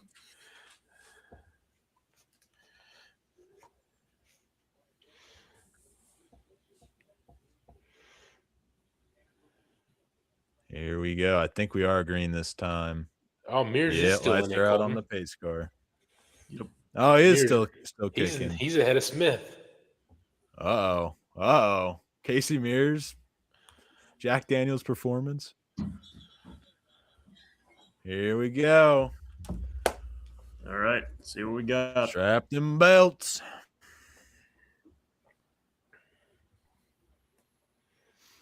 Logano leading him to the green flag. His former teammate Brad Keselowski on the inside. This could get spicy right here. Yep, it's definitely going to get Chenry spicy. calls SVG winning. There you go, Chenry. We'll see. Logano gets a great push from his teammate Ryan Blaney off the start. Oh man, Slowski still Slowski's right out in there, front. getting the yeah, he's got the speed there. He can Oh, clear here the comes 22. Here comes Logano. LaJoy. Logano coming back on the outside on the back stretch. They're trying to get LaJoy up there, get the win. That would be sick. Yeah, that would be. They got the caution light on there, so we can't bitch about it. I love how casually that's there. All right, coming to the white. We're coming to the white flag. It looks like the leader will see it. Logano leads at the line. Logano's got a nice run coming to the line. Here comes Blaney. This will end the race here. Blaney's got a run. Does he take it? Yep. It would sure stink if Logano got spun here. Boy, that'd be such a shame. Yep.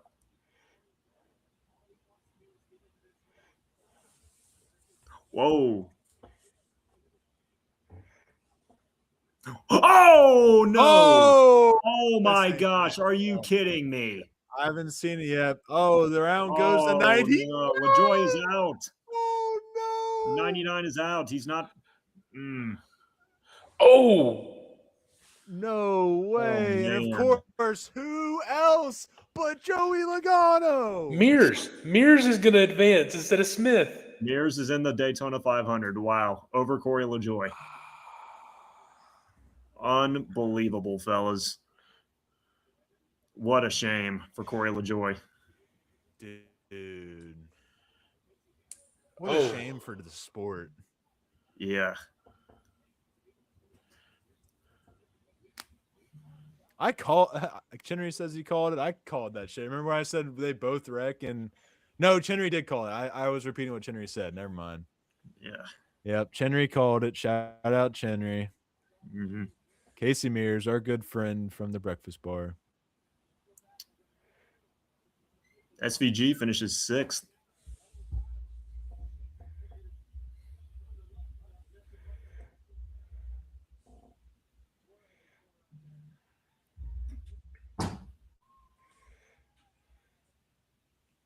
Dude, what is that pit stand?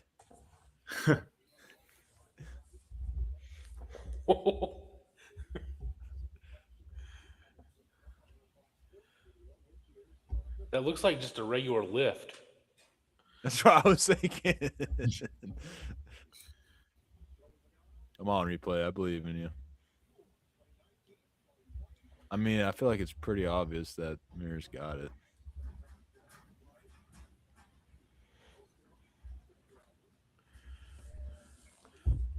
Logano.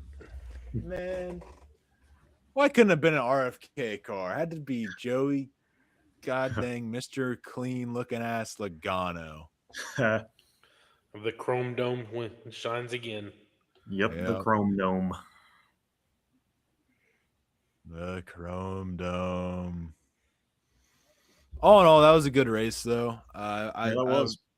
I hate it that it ended under caution. I thought we had a pretty good run going there. Yep. Just couldn't. That's a lot of damage on the 66. Sure, he can run. Might as well just give it to the 99. All right. Showing the replay. Let's see what caused this. Or the 36. Oh, yeah, they got scrambled on the outside. Yep.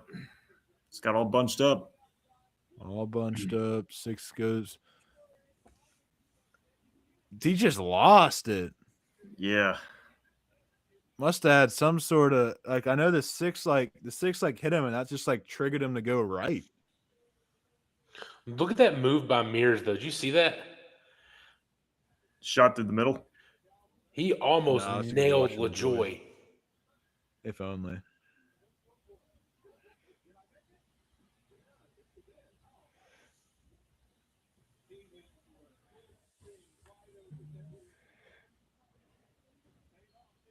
Man, you gotta be shitting me.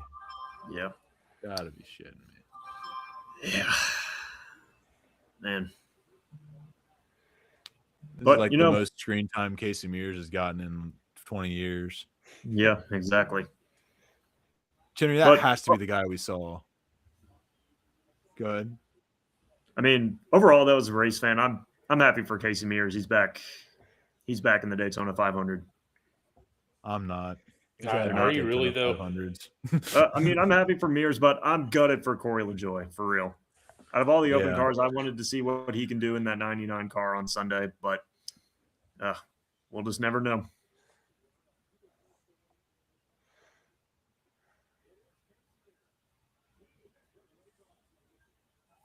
So are we back to Victory Lane interviews? It's a good question. That's what it looks like. Yeah, I mean, they're not going to do the thing on the start finish line anymore. They're just going to let the drivers pop out, celebrate, and then do the interview. I guess. Yeah. Or are they just doing it here to get so they can get Duel 2 lined up? Yeah, that is. Jerry said it's probably just a dual thing. That's a good point. Yeah, sounds about right. I mean, what do you guys prefer? For them to interview them at the start finish line after the burnout, or Victory Lane? Like, if you had to pick one, what would it be? Victory Lane for me, and it's not even close. Yeah, I mean, I did personally. I think the interviews are going to be boring regardless, so let's just get them out of the way. True. Yeah.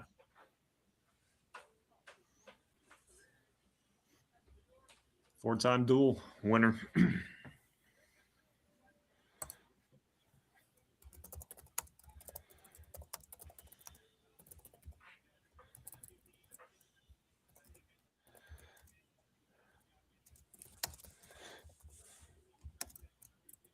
Oh yeah.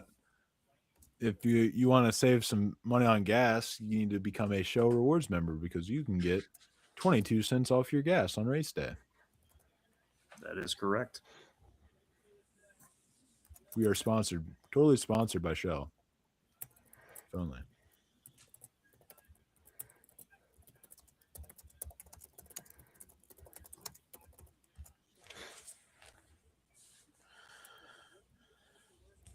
He's been out in the sun.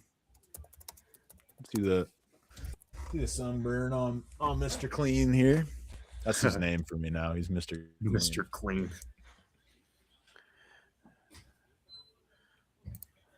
That's the most career dual wins amongst active drivers. Sounds about right, yeah.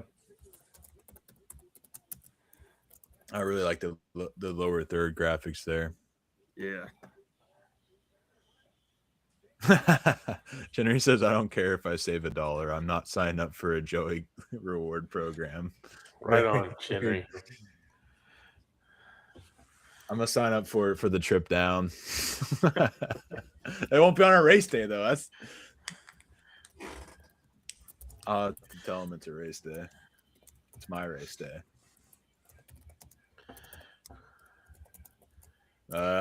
Yeah, this race wrapping up. It's about time we move to our Fast Five entertainment for the in-between races. Yep. I don't know exactly how much time we have, so I think about 15 minutes. We probably ought to get to that. I think maybe I'll just go ahead and take this out, but I'll pull up the spreadsheet, at least for myself to see. Let me mute Casey Mears here. All right. So, Bull, I'll let you take it away. If you want to briefly explain the rules and whatnot, and then what we got for the groups today. Yeah, let me pull up the groups here real quick. So basically what we're doing is we're taking our Fast Five, kind of a little game we play, took and divided it into 5 groups. So we're each going to pick one driver from each group, and then we're also going to pick a truck winner and an Xfinity winner. The truck winner and Xfinity winner will be 10 bonus points if you get that correct. And then pay out points for the top 20 for the drivers that you pick. So this week, we got 5 different groups here. We can kind of run through them as we pick. Like when we start group 1, The order is determined by how we finished last week, which Colton won at the Clash. And since not every driver made the race, the way we did it was he just got 10 bonus points. Going forward, it'll be based on position. If, say, your driver gets first, you'll get 30 points. If he finishes 20th, he gets 2. So me and Ben actually tied for second. And so Ben is actually going to get I had the higher finisher. So Ben is actually going to get to pick where he wants to draft first. And then I will pick, and then Colton gets whatever's left. So Ben, which pick would you like, Ben? I think I'm going to go second pick. You're going to leave me the first pick. I'll take it. All right, go ahead. And then so Colton gets last. So group one is going to be William Byron, Kyle Larson, Ryan Blaney, Denny Hamlin, Joey Logano, Chase Elliott, Bubba Wallace, Austin Cindric, and Kyle Busch. And I don't think pick one is going to be too hard for me. I'm going to take the guy that just won, Duel 1, Joey Logano. All right. Ooh. I like it. All right. Can't argue with that. Yeah, definitely can't go wrong with picking Logano there. Great super speedway racer. But for my first pick this week, gentlemen, I'm going to go with the 2-car of Austin Cindric. I mean, obviously, arguably the best super speedway racer. I mean, he always brings these fast race cars and puts himself in the best position to win at the end of these races. And I feel like we're going to see more of that on Sunday. So give me the 2-car of Austin Cindric. Yeah, took the words right out of my mouth there for Austin Cindric. So I'm going to go ahead and, as long as you dangle him in front of me, I'm going to take Chase Elliott. I understand William Byron is a 2-time Daytona 500 champion, but there's a reason there's not too many back-to-back-to-back Daytona 500 champions. So it doesn't mean he can't finish well. Ryan Blaney is an outstanding one, but damn it, I want Chase Elliott to win, and I want Chase Elliott to be on my team when he does. So give me the Chaser in group one. And then that swings it back to me for group two, in which I'm going to roll on down to my RFK team here. And I thought I was going to, I'll go with them. Brad Keselowski finished top 5, I think, in that race. He'll be starting around 10th or so. But that was a really good measuring stick race for him to see if he still got it. And I would say so. I think if these RFK cars, unfortunately not 4, if they'd be a little more imposing if they had all 4. But I think that having Brad Keselowski feels a little bit due to me, as much as, Kyle Busch does. But at the end of the day, I think RFK, I got a good feeling about them. Let's start with 2 wins to start the season off for him. So give me Mr. Keselowski. All right. I'll go ahead and read group 2.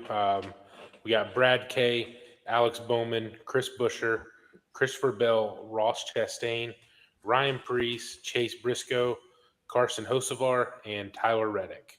That's going to be the group picking from group 2. And as you heard, Colton taking Brad K. So Ben, back to you.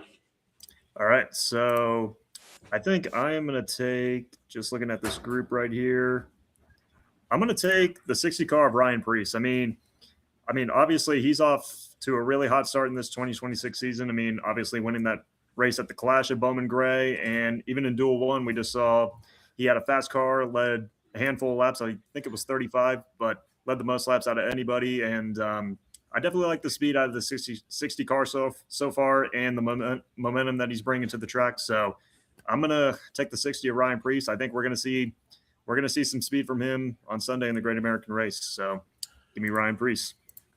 Y'all are making this too easy for me. Give me Mr. Buescher. I'm gonna take Mr. Buescher here.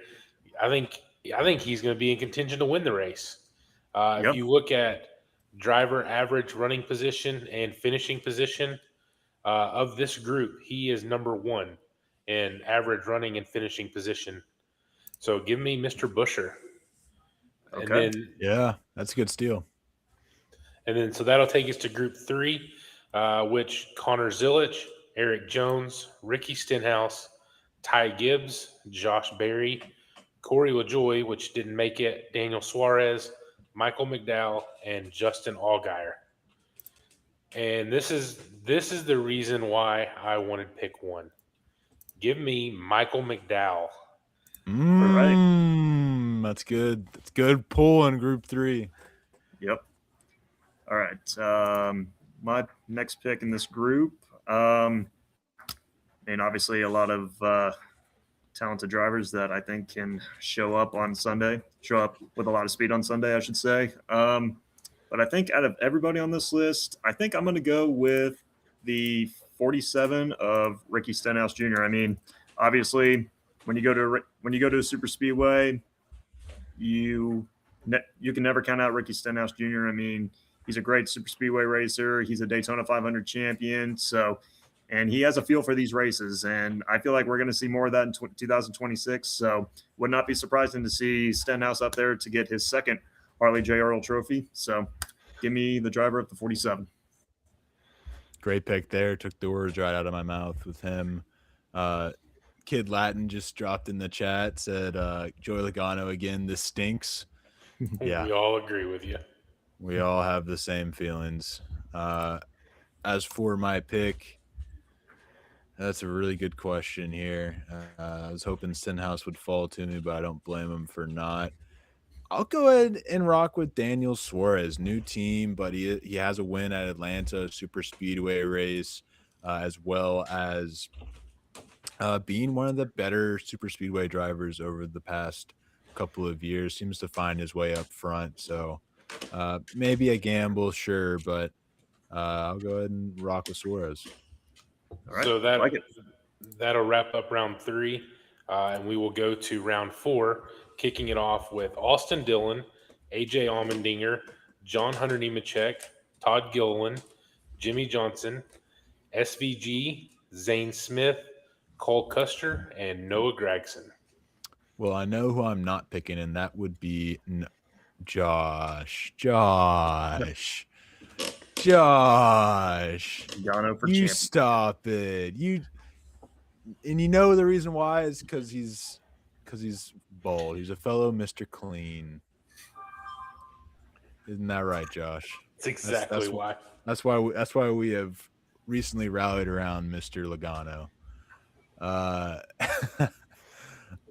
Anywho, my pick is going to go with John Hunter Nemechek. I think either him or Austin Dillon were the two I was going between. I feel like Nemechek definitely showed a lot of speed in that race and hung around. I'm not sure where exactly ended up, but I have a feeling he'll find his way back up front come Daytona 500 time. So I just felt he had a pretty quiet, consistent day doing his thing throughout. All right.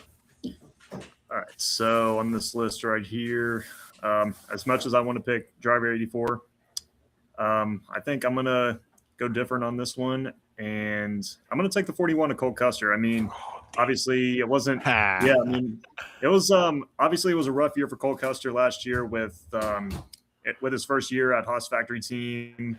But I feel like at the super speedways, he definitely showed a lot of flashes. I mean, he was getting a lot of top 10s, and he was even in contention to win last year's 500 before getting turned by Chase Briscoe, causing that big wreck on the final lap. But with the new relationship with Chevrolet, I think they're going to do some good things on these tracks this year. So give me Cole Custer give me Cole Custer for this weekend.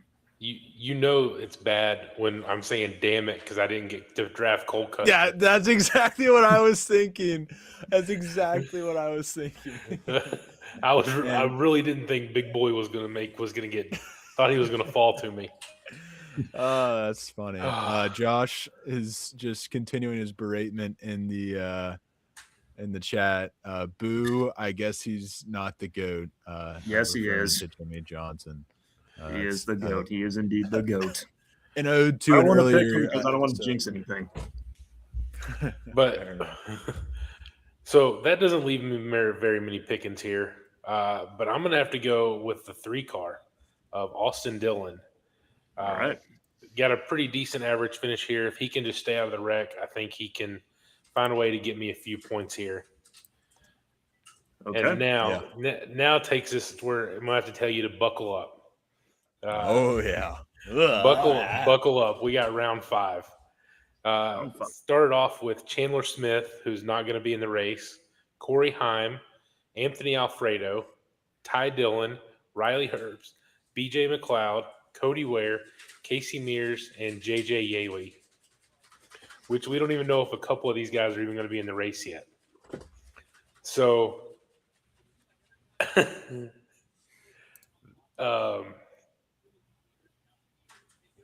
got Austin Dillon in round 4. I'm going to go ahead and pick his brother, Ty, and go ahead and guarantee me that spot at least. Hopefully we can figure out something. All right. Dillon boys back to back. Not a bad strategy.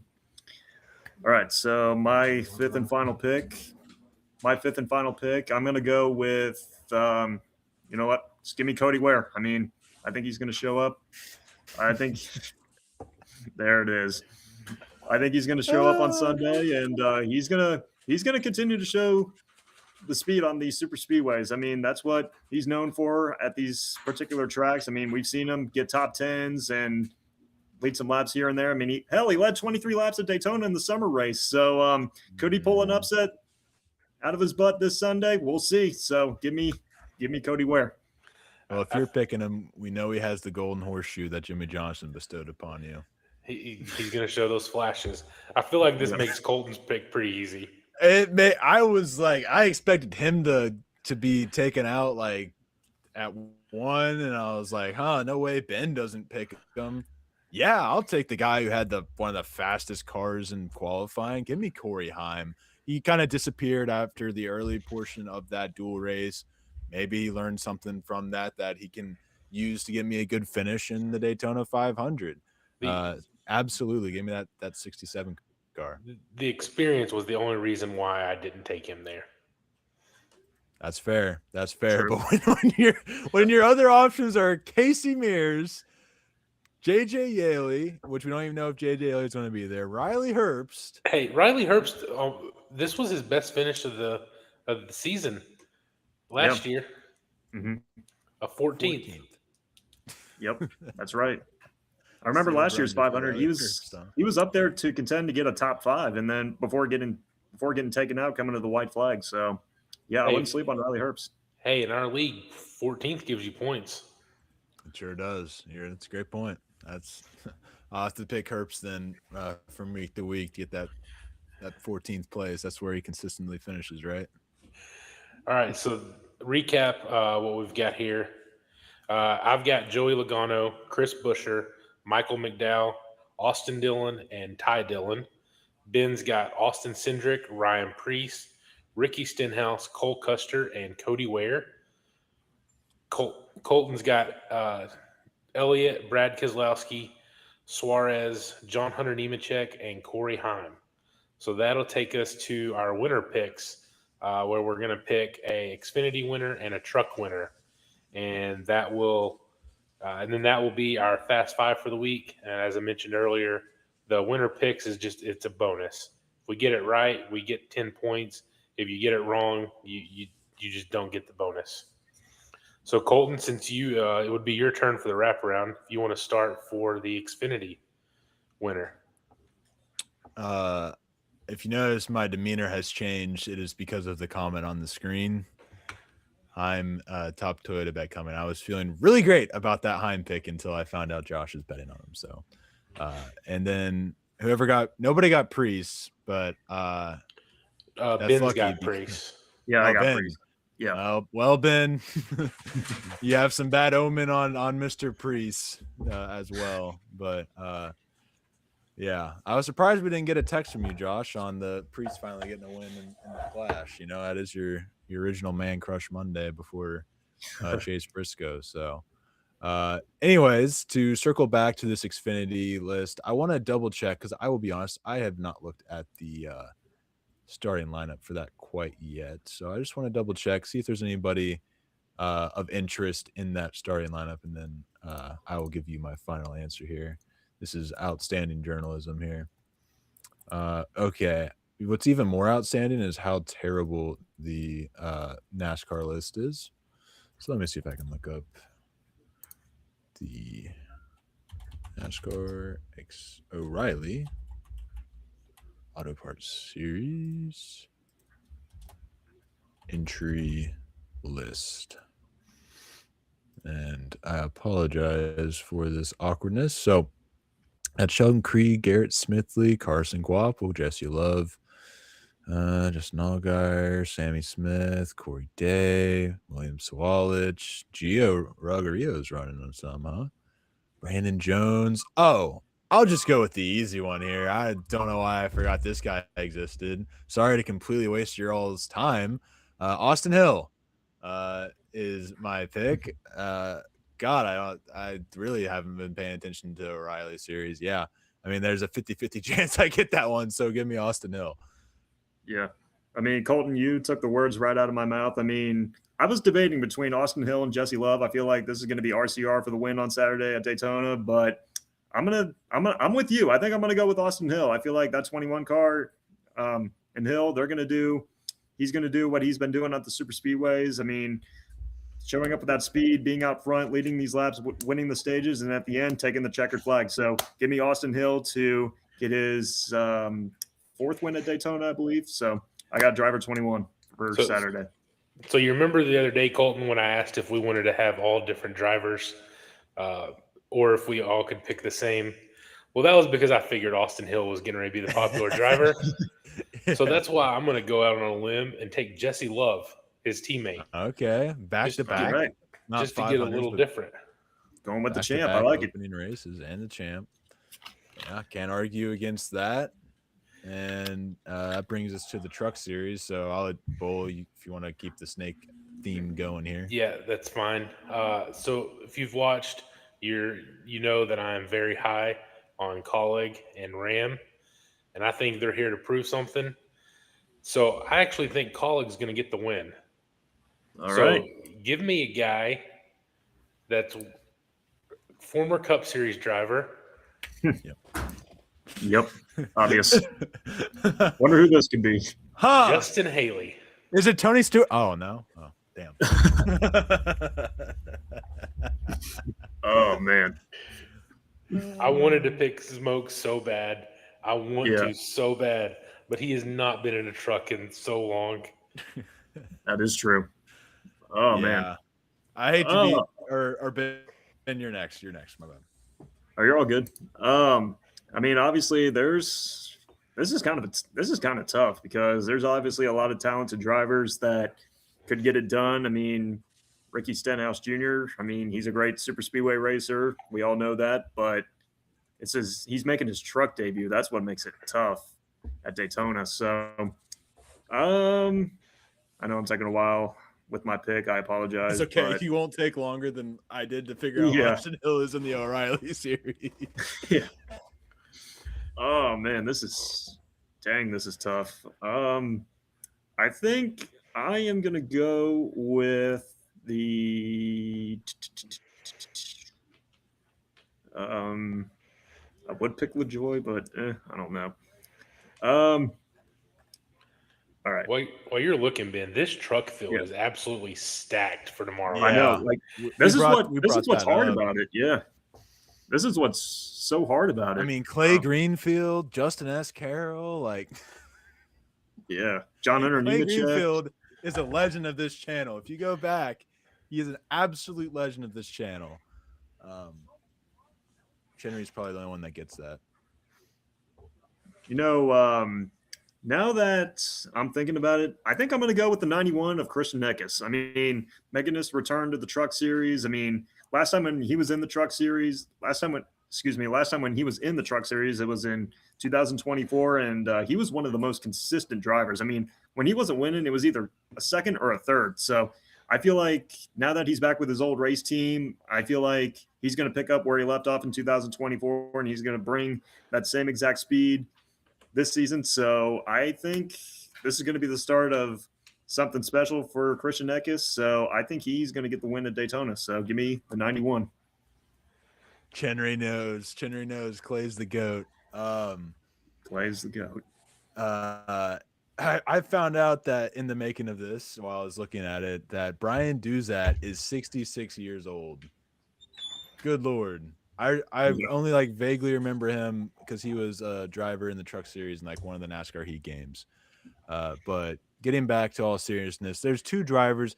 Justin Haley was my original pick, and while he's obviously an obvious pick, I would like to try and get a little different point spread than Bull. And there's some other really great super speedway drivers. So then I jumped to Corey LaJoy. But from what I see, did he qualify in the? No, these are just in alphabet or in numerical order. So they did have mind. practice today. They had practice. They haven't qualified yet. So mine kind of goes to Corey LaJoy. Ricky Stenhouse Jr. is another great choice. Chandler Smith comes to mind. Both Chandler Smith and Corey LaJoy probably feel shorted about what just happened on the track a little bit ago. There's going to be a lot of motivation there. Mm-hmm. So I kind of bounce around there. I feel like it's going to be one of the Cup guys coming in. I don't think it's going to be a Truck Series regular yet. Be hilarious if Minnie did it in his first race. How about that? That would be a story. Travis Pastrana, why not? No, I'm just kidding. I think where I am going to land on is going to be John Hunter Nemechek driving the 62, not 52, for Stuart Friesen. I liked what he showed at Daytona tonight in the duel, and I think he will bring that same energy to the Truck Series race and just quietly find his win. Boys, that's what I'm locking in. All right. I hope we're all wrong for the truck race. I want nothing more than that 25 to be in victory lane. Oh, I know. Yeah, that would be something special. I'm fine with it. I have no complaints. Yeah, just imagine if Tony Stewart wins tomorrow night, he brings back the fence climb. Think he can make it? I think he can. He's still got it. If he wins that truck race tomorrow, expect him to climb the fence. He does look good, though, I will say. Yeah, he lost some weight recently. He slimmed down. Yeah. I just want an epic interview. That would be. He's got a couple of those iconic epic interviews that you think about. Mm-hmm. Yeah. Absolutely. So in recap, Bull, you went with if I can actually pull this up here. I should have pulled it up earlier. So Bull, you went with that of Mr. Eckes. No, that's Ben. You went with Justin Haley and Jesse Love, switching it up on the Xfinity Series. Me and Ben kept it the same, both going Austin Hill. I promise you, every super speedway race will be an Austin Hill pick for me. That's just like he's going to win 2 of them. There's 20 easy points. And then I do like the Justin Haley. I'm going to reserve that probably for later down. And I'm rocking with John Hunter Nemechek as my winner pick for the Truck Series, and then Christian Eckes for Ben in the Truck Series. We're also going to do a Cup Series one, right? Or are we just throwing that out there? I think we're just going to throw out our Cup winner, not for points, but okay. And you mentioned that you don't think it's going to be a truck regular. If it's a truck regular, I would not be surprised if we see Lane Riggs up there in contention. Yeah, so that's a good point. Mm-hmm. But this truck race tomorrow night I'm more excited for it than I think the Cup race. Just for the names, you got Carson Hocevar is also in it, Ricky Stenhouse, Tony Stewart, Travis Pastrana. I mean, the names that are in this truck field is insane. Yep, Chris Austin's pumped for it. I'm pumped for it. We're all pumped for it. I may live stream during that race as well. I said that at the beginning, Bull. You weren't here for that, but I'm thinking about maybe doing an impromptu live stream. Just all comes down to if I get home in time for that. But I think it's going to be a really fun race.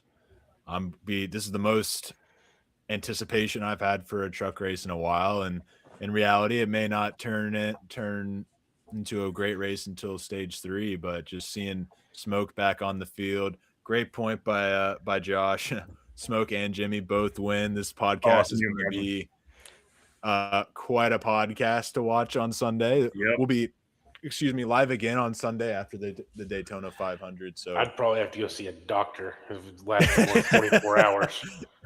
So be sure to keep an eye out for that live stream. Not sure exactly what time yet. We'll get that officially for sure, but it should be following the Daytona 500. But it did upset me today though when Smoke was doing his press conference. They asked him if he was to win tomorrow, or it depends on how tomorrow goes. Would he ever race the Daytona 500 again? And he said absolutely not. Oh, dang. Would be That's nice fair. Would be nice to see him make. It would be nice to see him qualify for the 500, but dang. Yeah, Chenry has a good point. It could be Monday as well. Yeah, that is No a great of course. point. Monday, weather. Yep. Do you the forecast as it stands, and I could always pull this up and we can take a look. I think some meteorologist posted on X the other day. I'll have to go back and look. I'm pretty sure he said he was confident that they were going to get the 500 in on Sunday. I was going to say, it seemed like to me like it wasn't necessarily that they weren't going to get it in on Sunday. It was more so it's just like the peak hours. Like we'd have to wait till like after 8 or something to finish it up.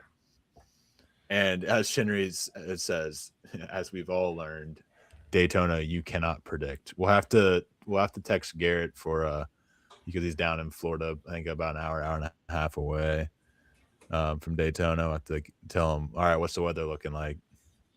What's headed towards Daytona?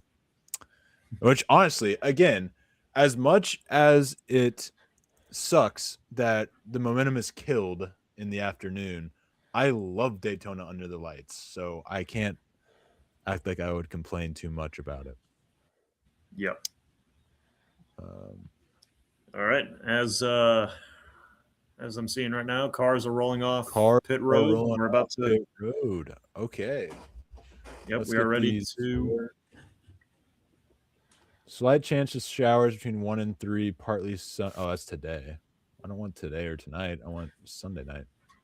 Sunday, a slight chance of showers, then showers likely and possibly a thunderstorm after 1 p.m. Mostly cloudy with a high near 78. Oh, 78. South wind. It should be pretty nice when we're down there in Atlanta. Hopefully, I haven't looked at the weather. It's looking like 60s. Let's go. Perfect. That's 70s is what we've been dealing with. Yeah, chance of precipitation. Sunday night showers with thunderstorms possible after 1 a.m. That would be Monday morning, but sure. Anyways, let's take a look at the starting lineup here for the second duel. I wonder if they just have it in live leaderboard. Probably not. Maybe. I believe they should. I believe. Come on. You can do it. God, I love this website. All right. Chase Briscoe is on the pole. He'll be starting second. I wonder how long he'll stay up. Denny Hamlin in second. Kyle Larson in third. Get a hype, Chris. Get hype. Chase Elliott, Ty Gibbs rounding out your top 5. Christopher Bell, Justin Allgaier. That's an interesting 40 font. Is that the font on the car? It is. Yeah, it is. I like it. Austin Cindric in 8th. That's Chenry's pick to win this race. Zane Smith, Michael McDowell rounding out your top 10. Connor Zilic, Eric Jones, Josh Berry, Carson Hocevar, Riley Herbst, Todd Gilliland, Anthony Alfredo, Ty Dillon, Ricky Stenhouse Jr., Tyler Reddick, BJ McLeod, and JJ Yaley rounding out the top, or the field top 22, I guess you can call it. But really quick, who we got winning this race? Ooh, man. I'm a big Anthony Alfredo fan this race. I think Anthony Alfredo guy. That's solely for DFS reasons. Oh, okay. I see. You're trying to speak it into existence, huh? Yeah, Alfredo. Bad for ratings, but a 9 p.m. Daytona 500 hits different. That is exactly what. I could see the 77 Carson Hocevar being up there in contention with a chance to win this race. Wouldn't be surprised. And cannot argue against that. I don't think Briscoe's going to last long. I'm going to go ahead and side with Chenry, though. I think Cindric is the best super speedway driver in the sport, and he's not going up against. He's going up against McDowell. He's going up against Hamlin. He's going up against Elliott. But he doesn't have the help in this race that they did in Duel 1. I think that's this is a great point. That is a great point. He's got Josh Berry, though. He's got Berry, Zane Smith. Yeah, not a lot of Fords in this one. That is it. There was 4 Fords in this one. And I can still see Cindric winning. I'm sticking with Cindric. I think he's got the transcendent I'm talent. with you. I just think really Chase Elliott, Denny Hamlin, and Michael McDowell are the only other ones. Eric Jones is a solid super speedway driver that I would consider to be, good super speedway racers. Oh, Ricky Stenhouse is in here as well. I don't want to discount him. He's great. Yeah, I'm with you. I think I'm going with Cindric in this duel. And then that's just the perfect Penske storyline. Like, we talk about how they can't do it in the regular season. Like, well, I mean, not that it's technically regular season, but 2 wins in the duels.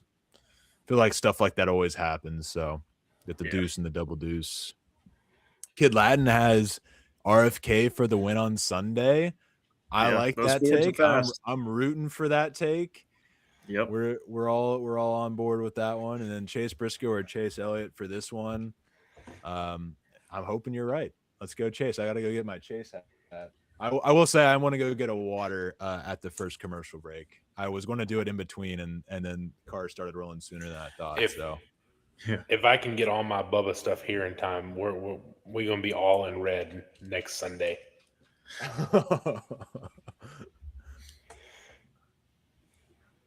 What's he saying? So he can't see anything? I think he's saying he's got moisture on the windshield. Huh. There's it's a Harvick saying a film on the inside.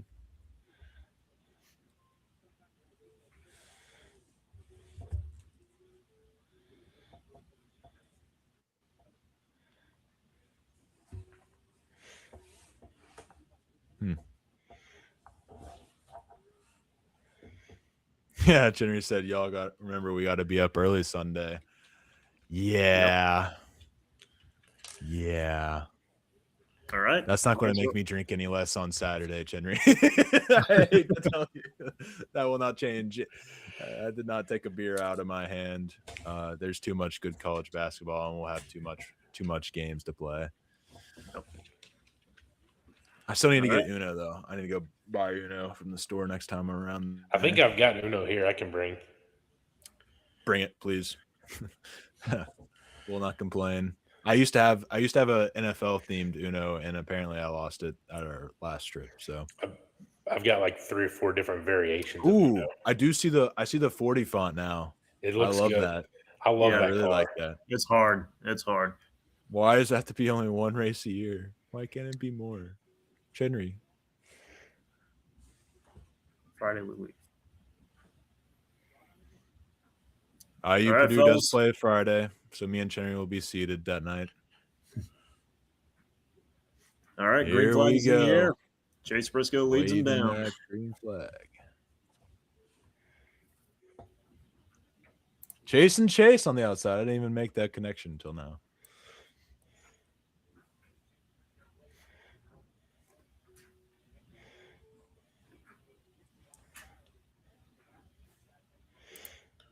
Here we go, boys. Looks like Hamlin's about to clear the 9.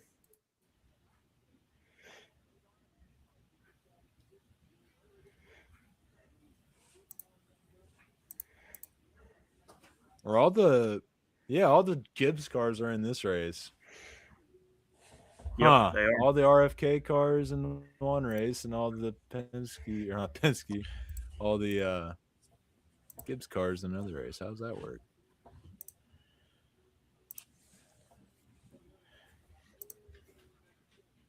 And you got 3 Hendrick in this one too, right? Or just 2? Yeah, we got. Isn't Bowman in this Bowman one was as in well? the first one. Yeah. I thought Bowman was in this one. Where'd Bowman even finish in that race? Generally, you ought to know. I didn't hear his name once if he was in that first one.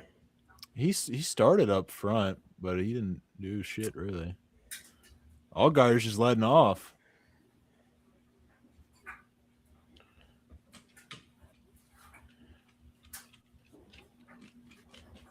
So Allgaier's not going for it.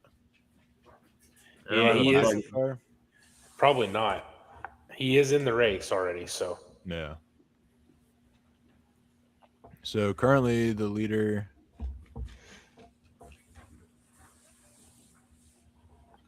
Briscoe, Hamlin, Larson, Elliott. So JGR Yaley. versus HMS.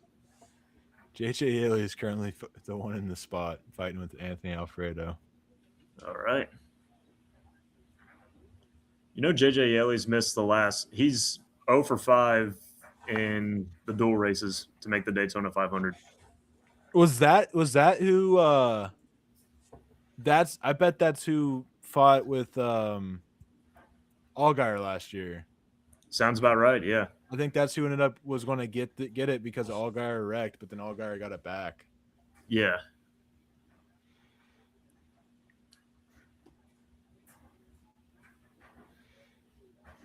Doubt JRM has a backup. What is it? Just like a older HMS car generator? Is that what you're saying?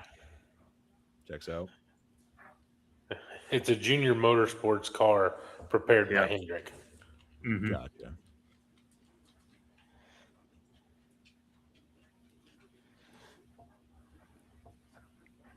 Oh, I love that Michael McDowell scheme.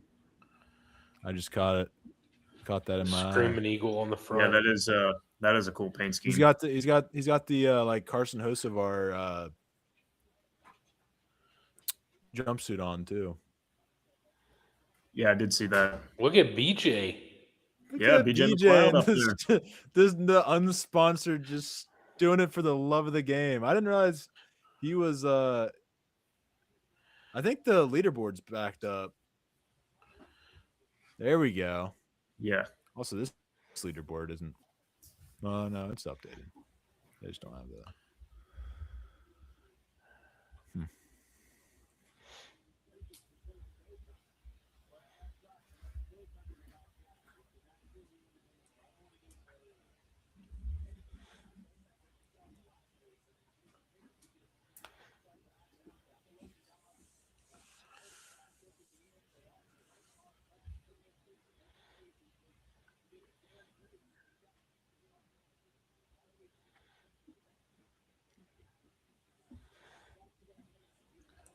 I still can't believe how that first race ended. Yeah. Man, my heart is broken for Corey LaJoy. I mean, just think about it, guys. Just think about it, guys. I mean, he outperforms the Spire equipment on the super speedways. He outperforms Rick Ware equipment on the super speedways. I mean, hell, he could have won it last year in that 01 car for Rick Ware Racing. But I mean, if he were to make the Daytona 500 in that 99 car for RFK, I mean, this is the best super speedway car he's ever driven in his career. And this was going to be his big opportunity to get to victory lane in the Daytona 500. So I'm just gutted for Corey LaJoy. And I feel like a lot of race fans are going to say, what if he didn't wreck on the last lap of the duel? Hopefully they give him another chance next year, or maybe in another race or two this year. Yeah. Hell, we could see him next weekend. I mean, Atlanta's a super speedway as well. And I don't know if you remember, a couple of years ago, LaJoy had a good chance of winning at Atlanta the first year they did the repave, and I think it was I remember him and your boy Elliott. I'm very familiar with that race. I was so happily sad about how that went. Yep. About McLeod, he's got a rocket ship up there on the outside. Yep. He's got that MTJ car. Remember that one year MTJ had like a illegal car at the super speedway? Maybe that wasn't MTJ. I might be thinking of somebody else. Huh. But I remember I don't know if it's illegal, but like I just remember he didn't need draft.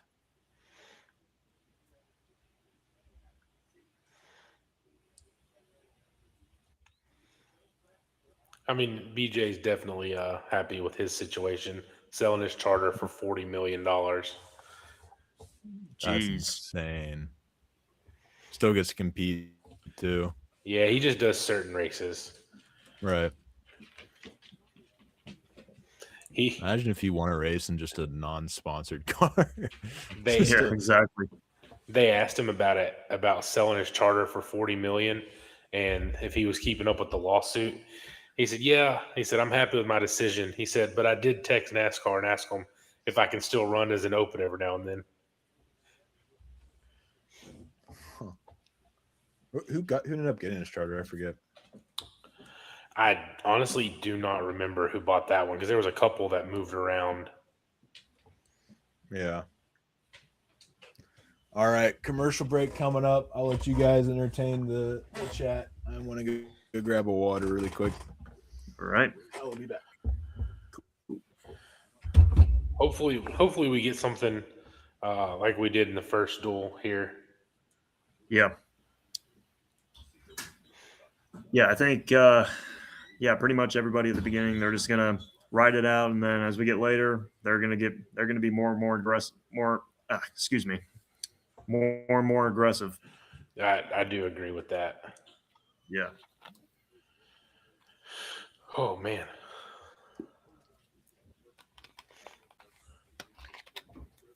I'm definitely happy with how the draft played out. Yeah, definitely for sure. Yeah, I think we all chose really well. And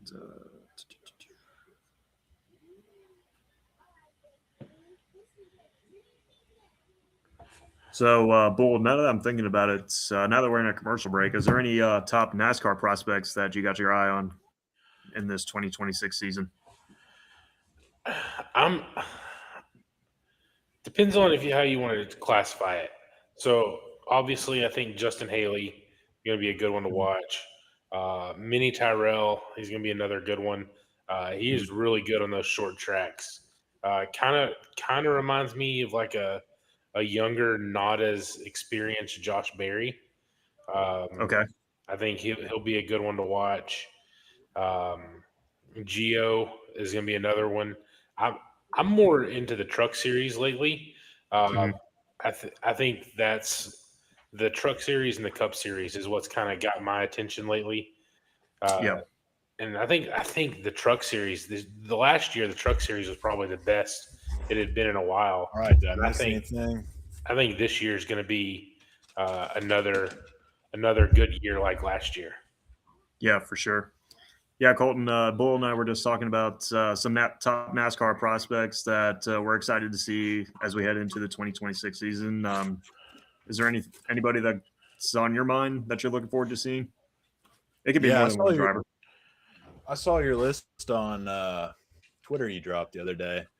Yeah, I'm excited to see what Nick Sanchez does at AM Racing, which yeah. my tripping or was AM Racing the one that got bought by Alpha or whatever, I think it was Alpha. right? I'll have to go back and look, but I'm pretty sure that it was Alpha. Bull? I honestly have to look. Or was it Alpha or was it like it was something different? But like, no, Nick Sanchez, it was kind of crazy that he wasn't getting ride Right. after what he had showed. And at the literal last second, he gets a ride with AM Racing. Maybe that was Ford stepping in. Like, we need something in this. I don't know. But Yeah. yeah, definitely happy to see it. And Mhm. hopefully he can prove everybody wrong. And then another Yeah. one, Ben, is Caden Honeycutt taking over the Yes. 11 truck.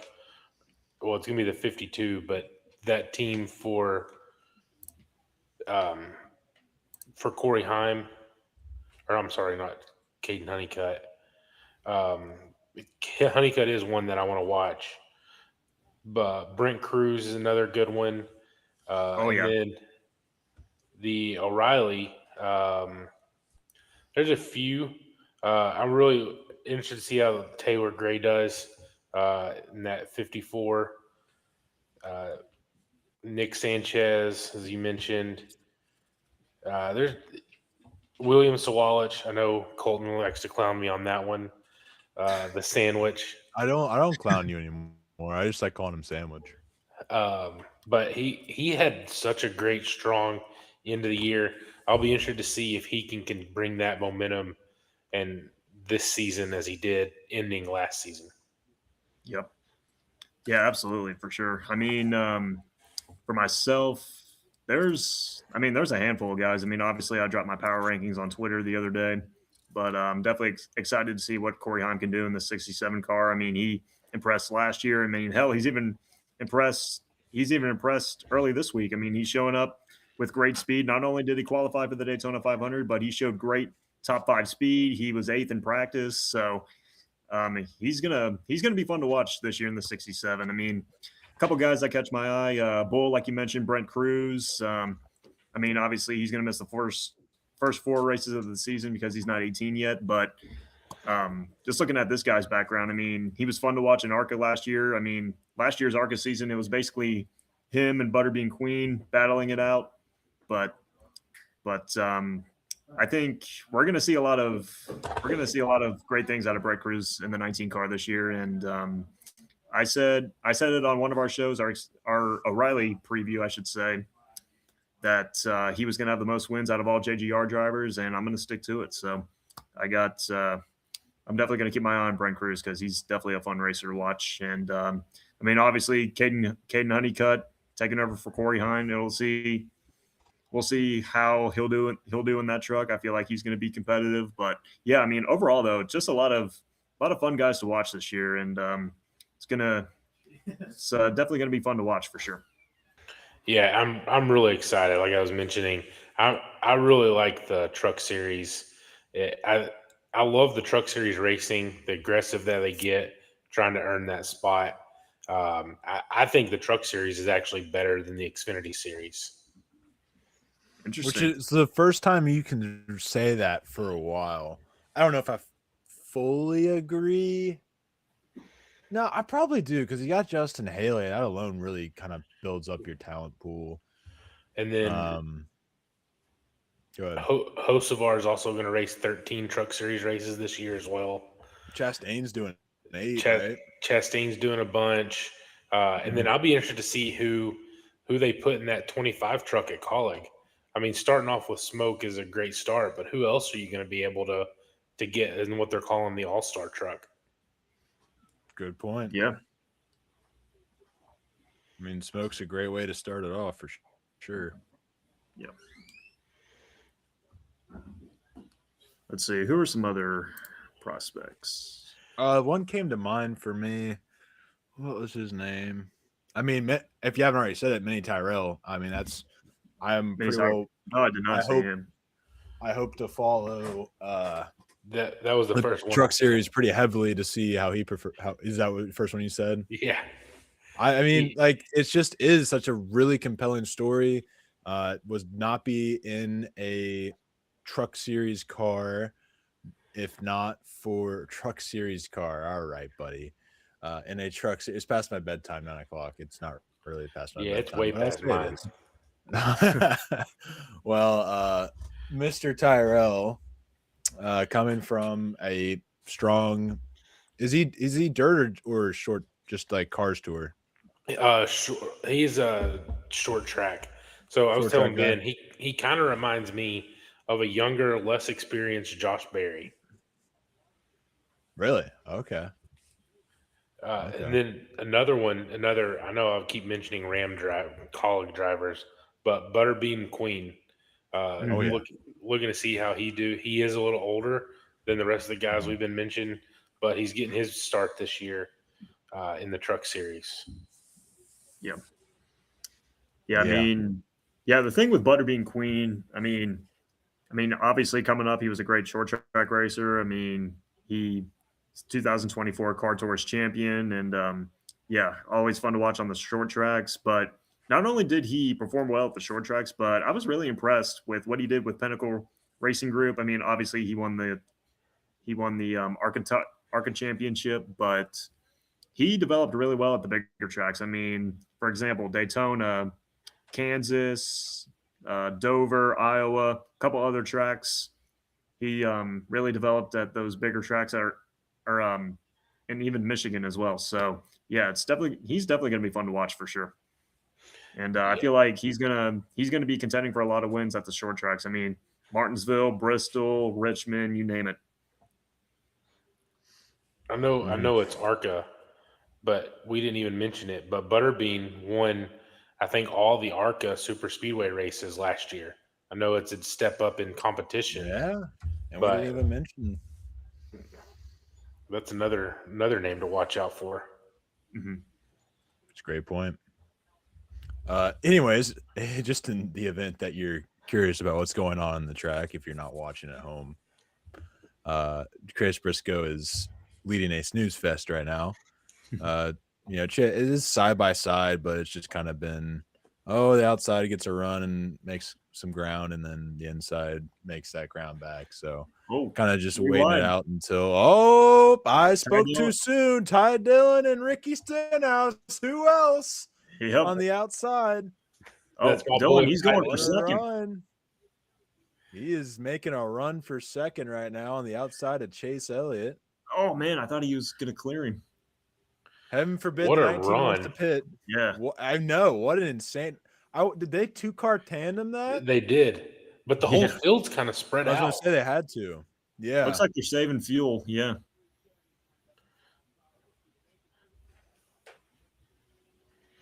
It sounds like, are they trying to pit already? Because they're talking about Chase Elliott trying to get down.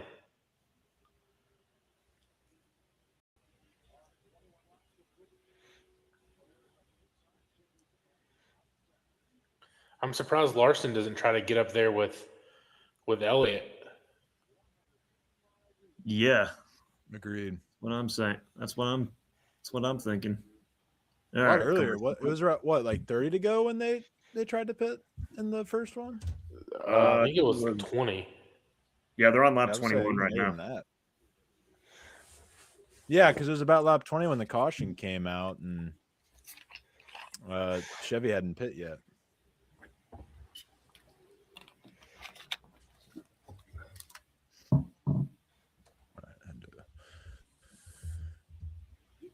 All right, things getting a little interesting. I don't even know where the hell Ricky and Ty Dillon came from, but they definitely made themselves known.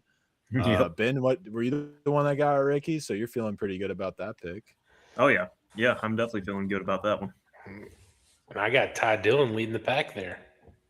Yeah, you picked Dillon too. Yeah, that's right. How about it? This Fast Five is going to be insane this year. Yeah. Oh yeah. I mean, when you hear the "damn it" on Cole Custer, it's when you know you have an entertaining show. I could have scooped up Jimmy, but I'm just worried if I do pick him, he's going to end up in the big one. So it's best for me to just not say anything. It's a valid point. Mm-hmm. Going back to the young prospect talk, what's the expectation for Connor Zilic finishing position wise in the points? What do you think? I'm feeling like a 20th. Like, that's just definitely high on the end. I think it's probably realistically somewhere between 20 and 25. And it could obviously go lower. We don't exactly know. I think he's going to be competing for a playoff spot. I think he's going to steal some road course victories from SVG, and I think he'll be better on the ovals. And SVG had 6 wins last year, I think it was. 5 wins. 5. And was 25th in points. So I think he's going to steal a couple of those wins, but he's going to have a better finish on the ovals. So I mean, for myself, I would say he'll probably finish like 20th, right around there. Maybe like 19th, 20th, somewhere around there. But I do expect him to get his first career win on a road course. I I feel like he's going to challenge SVG on the road courses a little bit, and but I expect him to struggle at the ovals early. I mean, especially with this next gen car. But as the season progresses, I think he will try to improve at the ovals. But I think right now the goal maybe finish top 20 in points, 20th or better. But I can see him. I think I can see him competing for a playoff spot. I agree. Yep. I think, I'll I bet you temper he wins. expectations, but I think he wins a race. Yeah. I'll bet you Yeah, he I wins think. Rookie of the Year. Who's his Is there a competition? parlay for that? Do what? -9 Is million. there a parlay? He's the only one running for it. Yeah. Yeah, there's not another rookie, is there? I mean, that's the great thing. bet, Like, Cole. why? I mean, this would have been if Corey Heim had a full-time ride this year. Imagine him and Connor Zillage battling it out for Rookie of the Year.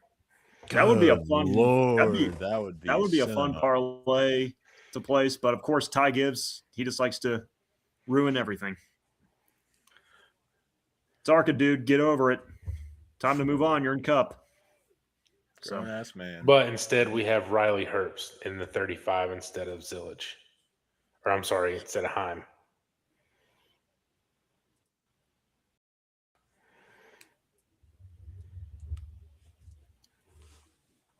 let's see. Just looking at this leaderboard right here. Ty Dillon up to 4th. Briscoe's leading. Yeah, we've gone back into locale. Anthony Alfredo's making Josh a happy man right now. Village is running 17th. I'm just wondering about that. Herbst is in 11th. This could be his best finish of his career. Your boy Cindric's back there in 13th, struggling a little bit.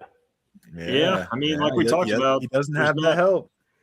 Yeah, doesn't have a lot of Ford teammates to help him. Still plenty of left turns to make before it's all said and done, though. Yep.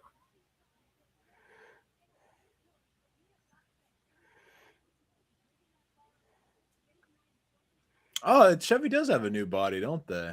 A new nose, yeah. Mm-hmm. No, the nose didn't work. It still wrecks somebody if you push them. Yep. Just right.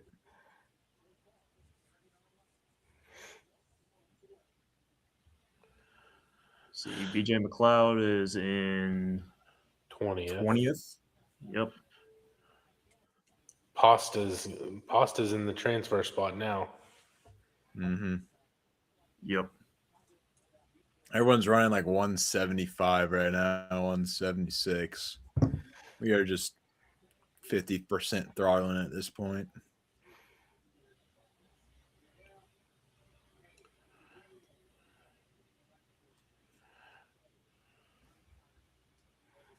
Yep. The field's actually getting bunched back up a little bit now. Yep. They are, but it's not like they're really going anywhere. Just waiting for green flag pit stops at this point. Yep. If you took 20 laps off of these duels and just made it a 40-lap sprint all out, I think it'd be a much better race. I agree, and there's really not an argument to. I thought Briscoe was about to go up and block Elliott. That'd be a silly thing to do. Yeah, it would be. So what do you guys think of this documentary on Dale Sr.? You guys going to tune in tonight after the race? I will be in bed. You'll be in bed? Gotcha. I will also probably be making my way to bed. Yeah. As interested as I am, I have seen a lot of Dale Earnhardt documentaries. 4 a.m. comes early. Yeah. I'm kind of familiar with the situation that happened. I'll definitely watch it, but I'm not going to watch it tonight. Yeah. Yeah. Yeah. I might go to bed early myself. Henry's DVR in it. You're about to fall asleep too, aren't you, Henry? You got early schedule. Let me see. Look at Herbst trying to make moves by himself. Yep. Ooh, Really maybe there is an ounce of talent up in there. I'm just kidding. I would never lie like that. I mean, you guys got to admit, he's a good He's a solid super speedway racer. Would you agree with me? I don't I agree would- with anything solid with Riley Herbst. I think everyone is a solid super speedway racer. So by that Not definition, everybody. sure.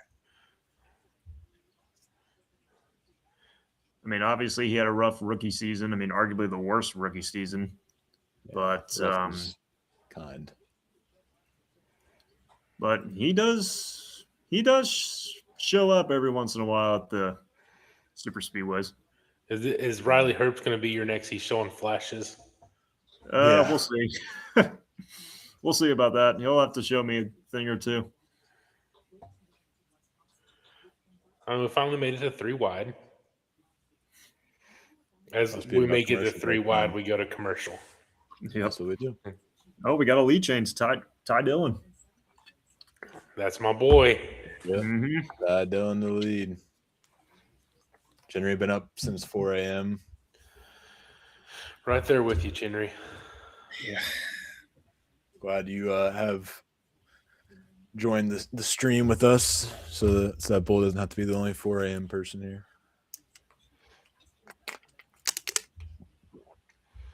Glancing through to see if there's any headlines that catch my eye here.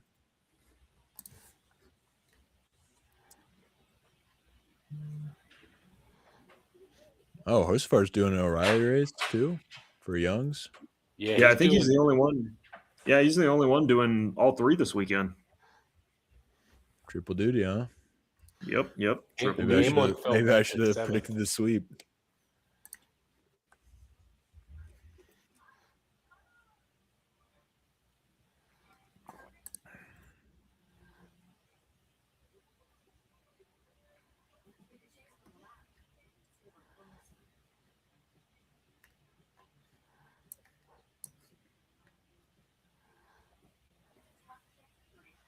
Larson signed a 5-year extension. I guess we haven't had a chance to talk about that.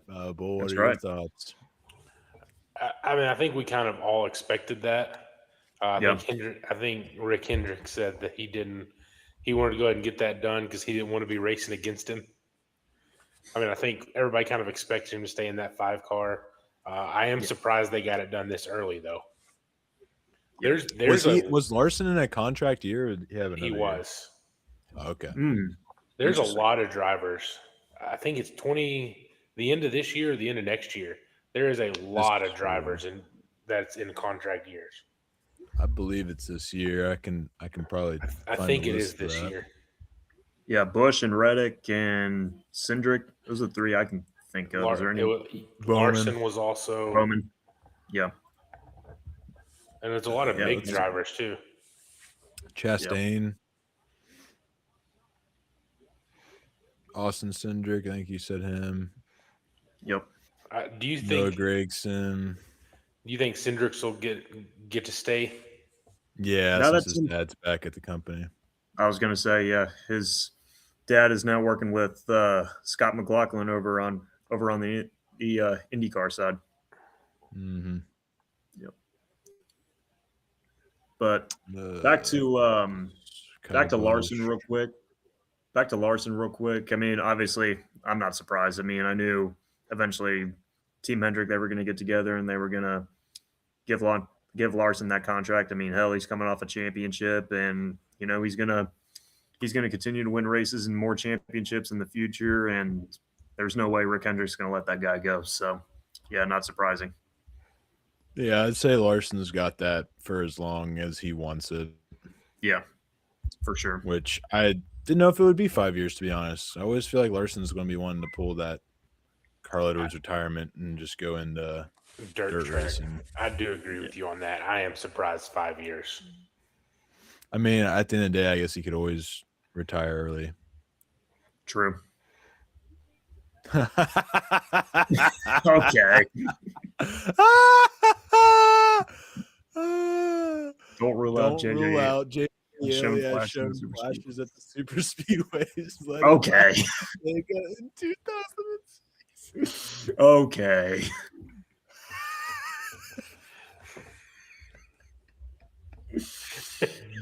Oh God. LeVar Ball showed flashes in college basketball. He had 4 points on his career. Larson will be 38 at the end of the deal. That's a great point, Henry. Yep. So that does make sense. Henry did his research. You went straight to Race and Reference, didn't you? But yeah, 38. That's honestly about the range. So Larson's kind of younger than I thought. But 38, I would say Jesus, probably Christ, a 2-year deal Briscoe. after that if he keeps going. I mean, Briscoe is not. He just keeps blocking. Mm-hmm. Oh, he's practicing for tomorrow, or not tomorrow, Sunday. Let's see. Alfredo in 8th, McLeod in 17th, and Yelly in 19th. We got to be getting close to fuel Yeah. stops. We're at 22 to go. Yeah, we're right. Yeah. We're right about when Ford pit last time. Yeah, it depends on how many championships. If he gets close to 7, you think he keeps going? With this format, it could happen.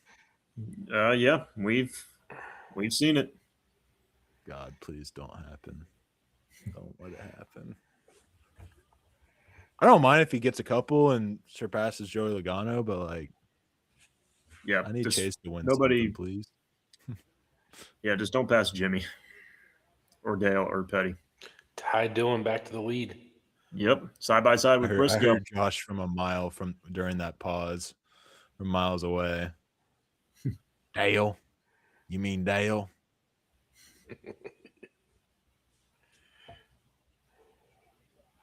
What? Who's the 47 sponsored by? I can't read that. Chef Chef Boyardee. That's Chef Boyardee. That's so fire. They have a booth set up at each race. They're giving away free cans of it after each race. For real? Every? Yes. As in Atlanta? Yes. We are hunting down the Chef Boyardee booth at Atlanta. I need to find that article and drop it in the group chat. You're like, all right, guys, this is step 1 of our NASCAR day. Chenry has a great point. NASCAR needs a superstar, somebody that's won championships. People are afraid of. Larson could definitely take that role. Sometimes you need a little bit of dominance so that the parity comes a little sweeter. I'm the 19. I'm backing out right now. I see Ricky Stenhouse and Ty Dillon in front of me. Yeah, let's hang a left.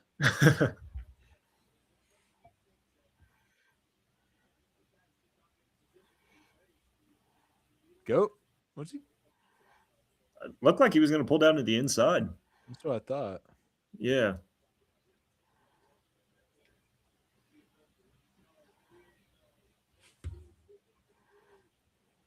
You know, if you guys can remember from last year's 500, Ty Dillon, he was fast at the beginning. I think he led some laps. He was running up front there for a minute. These are some real flashes being shown by Ty Dillon right here. Oh, People watch the root against Jimmy. People watch the root against Brady. Great point, Henry. Great point. People watch the root against Mahomes. At least I did. Oh, Anthony Alfredo. Mr. Dude Wipe up front. How about that? Yeah. Let's go. That's a clean car. Connor Zillage is getting in this mix as well. How about the 19-year-old rookie?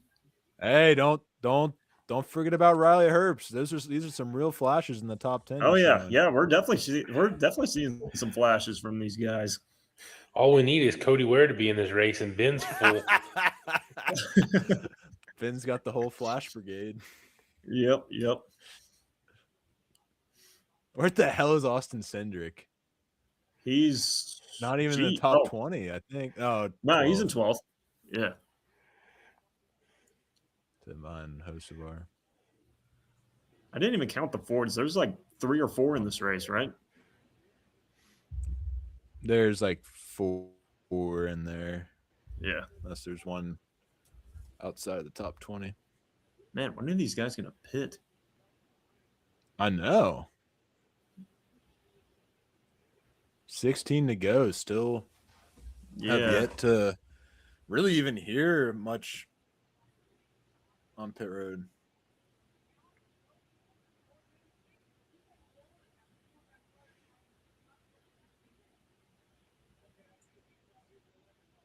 Oh, we got a handout.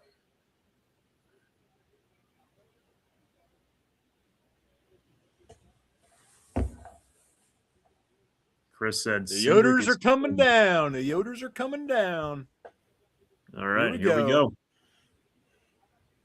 This is going to be a weird spot for him. Chase Elliott coming down as well. Wow. Does everyone keep it? BJ McLeod's more talented than Casey Mears. Whoa. What's up? What? There was about 4 or 5 of them trying to swerve out of the way as the Toyotas are coming down. I think I was focused on Chase Elliott coming down. All right, Connor Zillage now going to the lead. Oh, 19's got to be holding it too long. Yeah. I feel like they held it way too long. Oh, because he was leading. I forgot. He doesn't care. He's got second place anyways. We're gonna have 3 different groups here. There are only a couple cars just pitted that time. Isn't Chevy the one that's like a pain in the ass about everyone supposed to be pitting at the same time? Like, what are we doing right now? Some poor execution from the Chevy teams, the bow ties. So now we got Zillage, Herbst, Reddick, Cindric, Smith, Bell, Hocevar. Whoa. Coming down. I think McDowell's probably the first one that's pit. My God, Zillage got hung out to dry. Slid the tires. What in the world is going on here?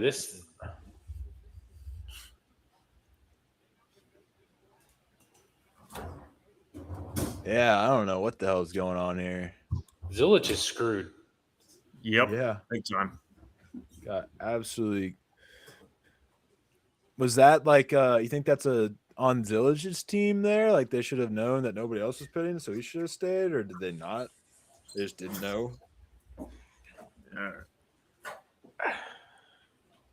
Yeah, I don't know. Hard to say. They just didn't want the other Chevy. These are all Fords and Toyotas and a Chevy. Single Chevy. Now here comes everybody else.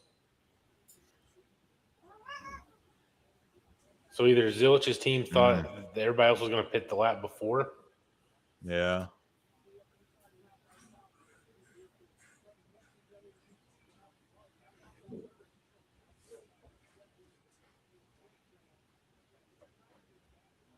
Allgaier stayed out all by himself.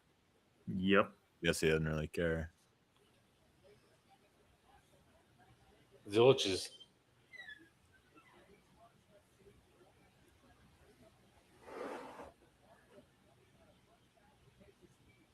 Here we go. This is big. Yep. This is big right here. 2 groups are catching up upon each other. Eric Jones leading the next group. Here comes that the 21 that just jumped outside. 21, 34, and 35. Looked like they're going to do it. 21 got left to dust. Jones and Elliott jumping the outside. Herbst doesn't get the block on him. Oh, God. I'd be shitting my pants if I saw Riley Herbst trying to throw a block on me.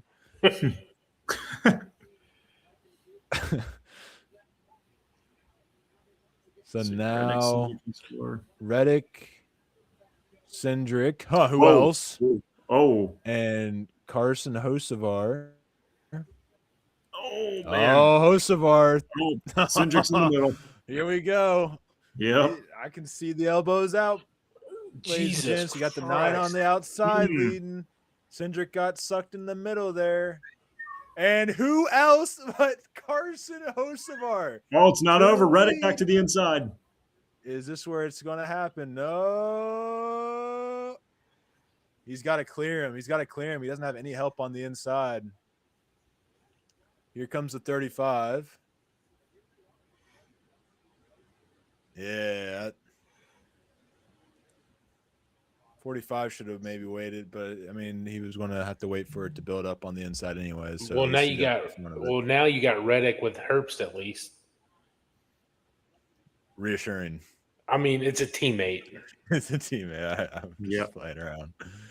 Hamlin jumps to the inside as well. And who's coming back but Austin Cindric from seemingly Yep. nowhere? Now you got Hamlin, Reddick, and Herbst. No together. shot. Are we going to commercial break?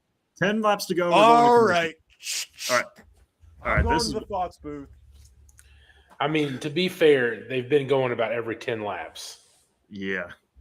I mean, come on, bro. They did this at Talladega last year. They came back for a commercial with Right, 5 Bull, laps this to go. Needs to be a side by side. You have got to be kidding me. Like I can't do anything but just sit here and watch the damn Ford commercial. These guys don't even care about NASCAR. They care about whatever the hell's Freaking on my average. screen right now. Rally racing.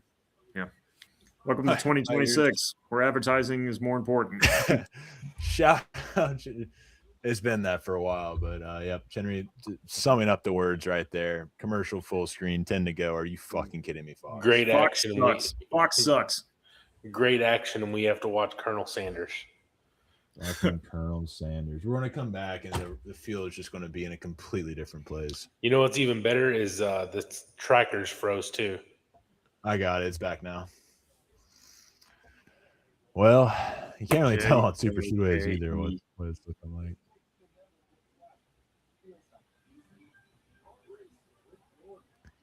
Hey, buddy.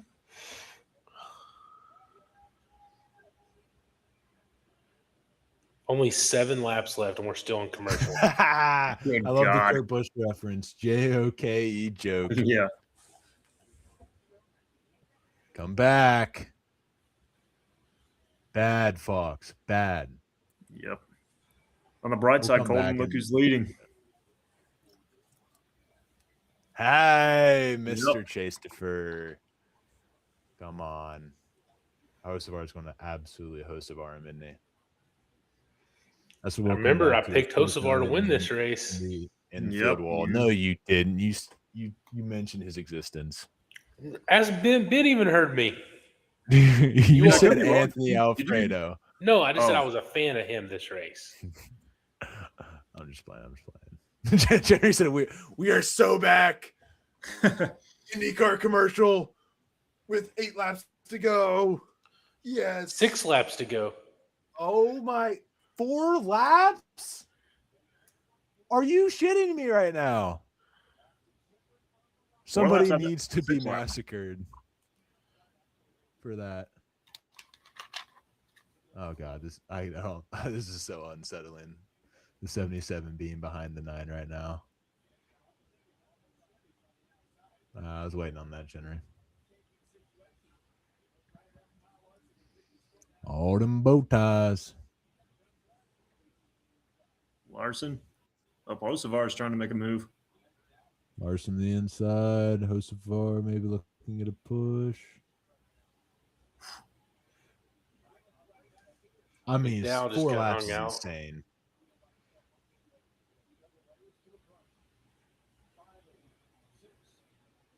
Zillage up to 6th. Hamlin, Bell, Reddick, Cindric.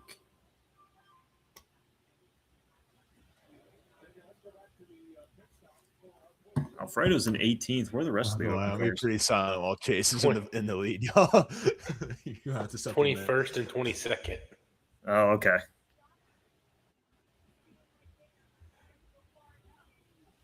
Yeah, Yaley, he's 2 laps down. Cloud 21st.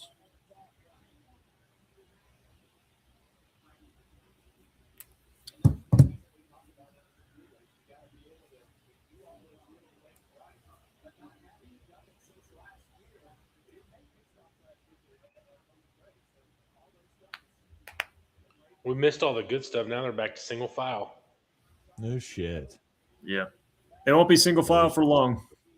That helps me out. Yep. It makes me feel a Silage to lot the less bottom. pissed right now.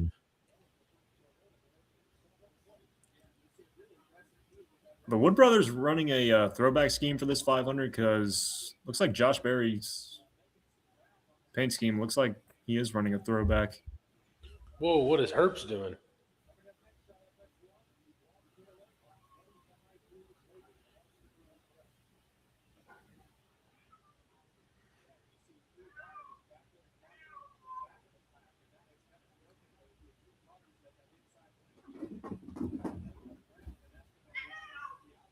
Come on, this is ridiculous now. Yeah.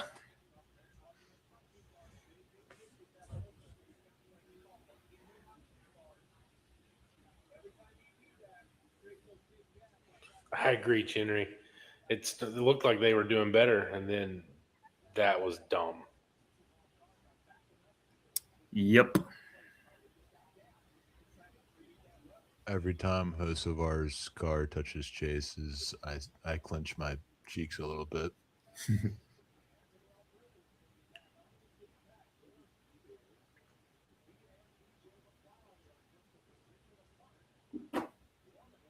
Well, you got first and third and second, fourth teammates. Yep. Hendrick versus Spire. And Hawk 2 Motorsports is in there for shits and giggles. I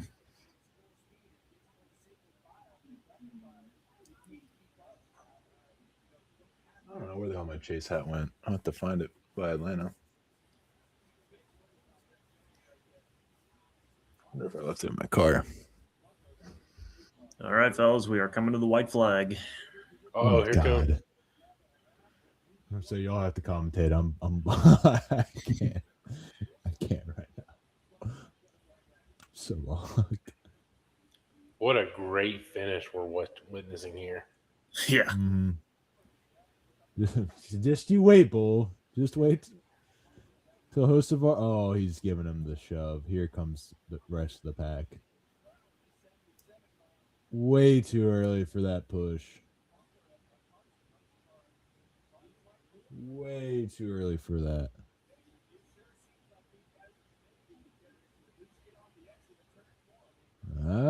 They're just chilling. They don't give a damn. Yep. These Bell's doing something. Nothing. Yeah, where the hell's Bill come from? Right. Okay, I'm surprised. I'm super surprised Hocevar didn't like surplex Chase into the catch fence. Yeah. Let's go. Chase won. All right.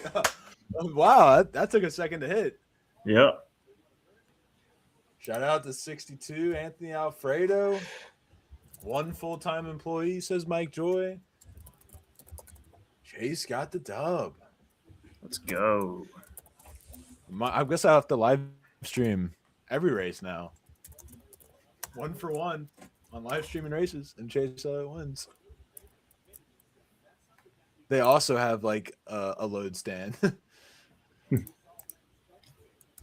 Henry said host of our death got threatened. Yeah. You could sense Hendrick was in his head like a force ghost, just telling him, don't do it.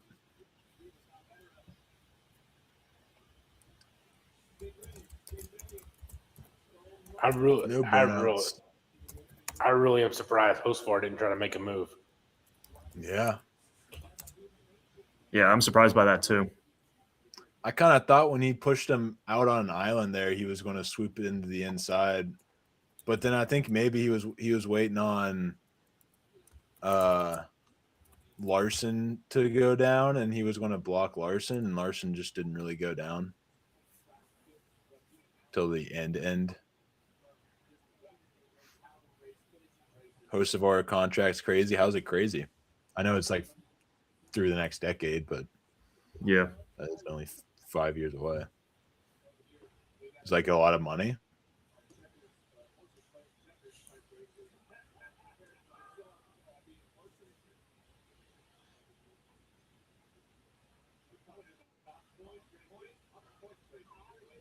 I don't know why Harvick is talking about being a horse racer while Chase Elliott's driving up to the line, but sure.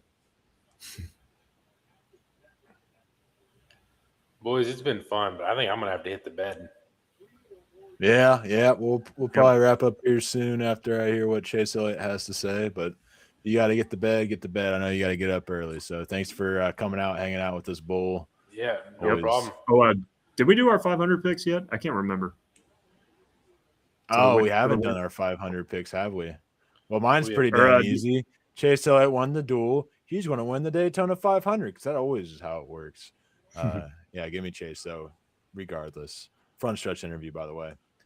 I think that first one was just because so they could get Duel 2 out on the track. I'm gonna have to go with the guy that I got in the Fast Five. Give me Joey Logano. I hate rooting for the guy, but he's one of the best. Yeah. For myself, I mean, I'm going to stick with my number one pick, boys. I mean, I think I'm going to go with the 2-car of Austin Cindric. I mean, he's Mr. Super Speedway. He puts himself at the end of these races. He puts himself in position at the end of these races consistently more than any other Cup driver in the series. And I feel like we're going to see more of that this season. So I don't be surprised to see Austin Cindric get his second Daytona 500. So I'm gonna go with the 2-car. And Chinry has decided, give him Ryan Preece. Ryan Preece, all right, I like that. Why not? I like the vibes around RFK. Sometimes you'll see the team that maybe wasn't as loud. They were loud during Duel 1. I can't say they weren't, but didn't get the finish in the duels. Maybe they come with a vengeance and get that win. Yep. I like that. Yep. And Chase Elliott just sounds like good. Ryan Preece. I mean, he's the best driver so far this year, guys. So yeah, I like that. I would say so. He's led the most laps, that's for sure. Yep.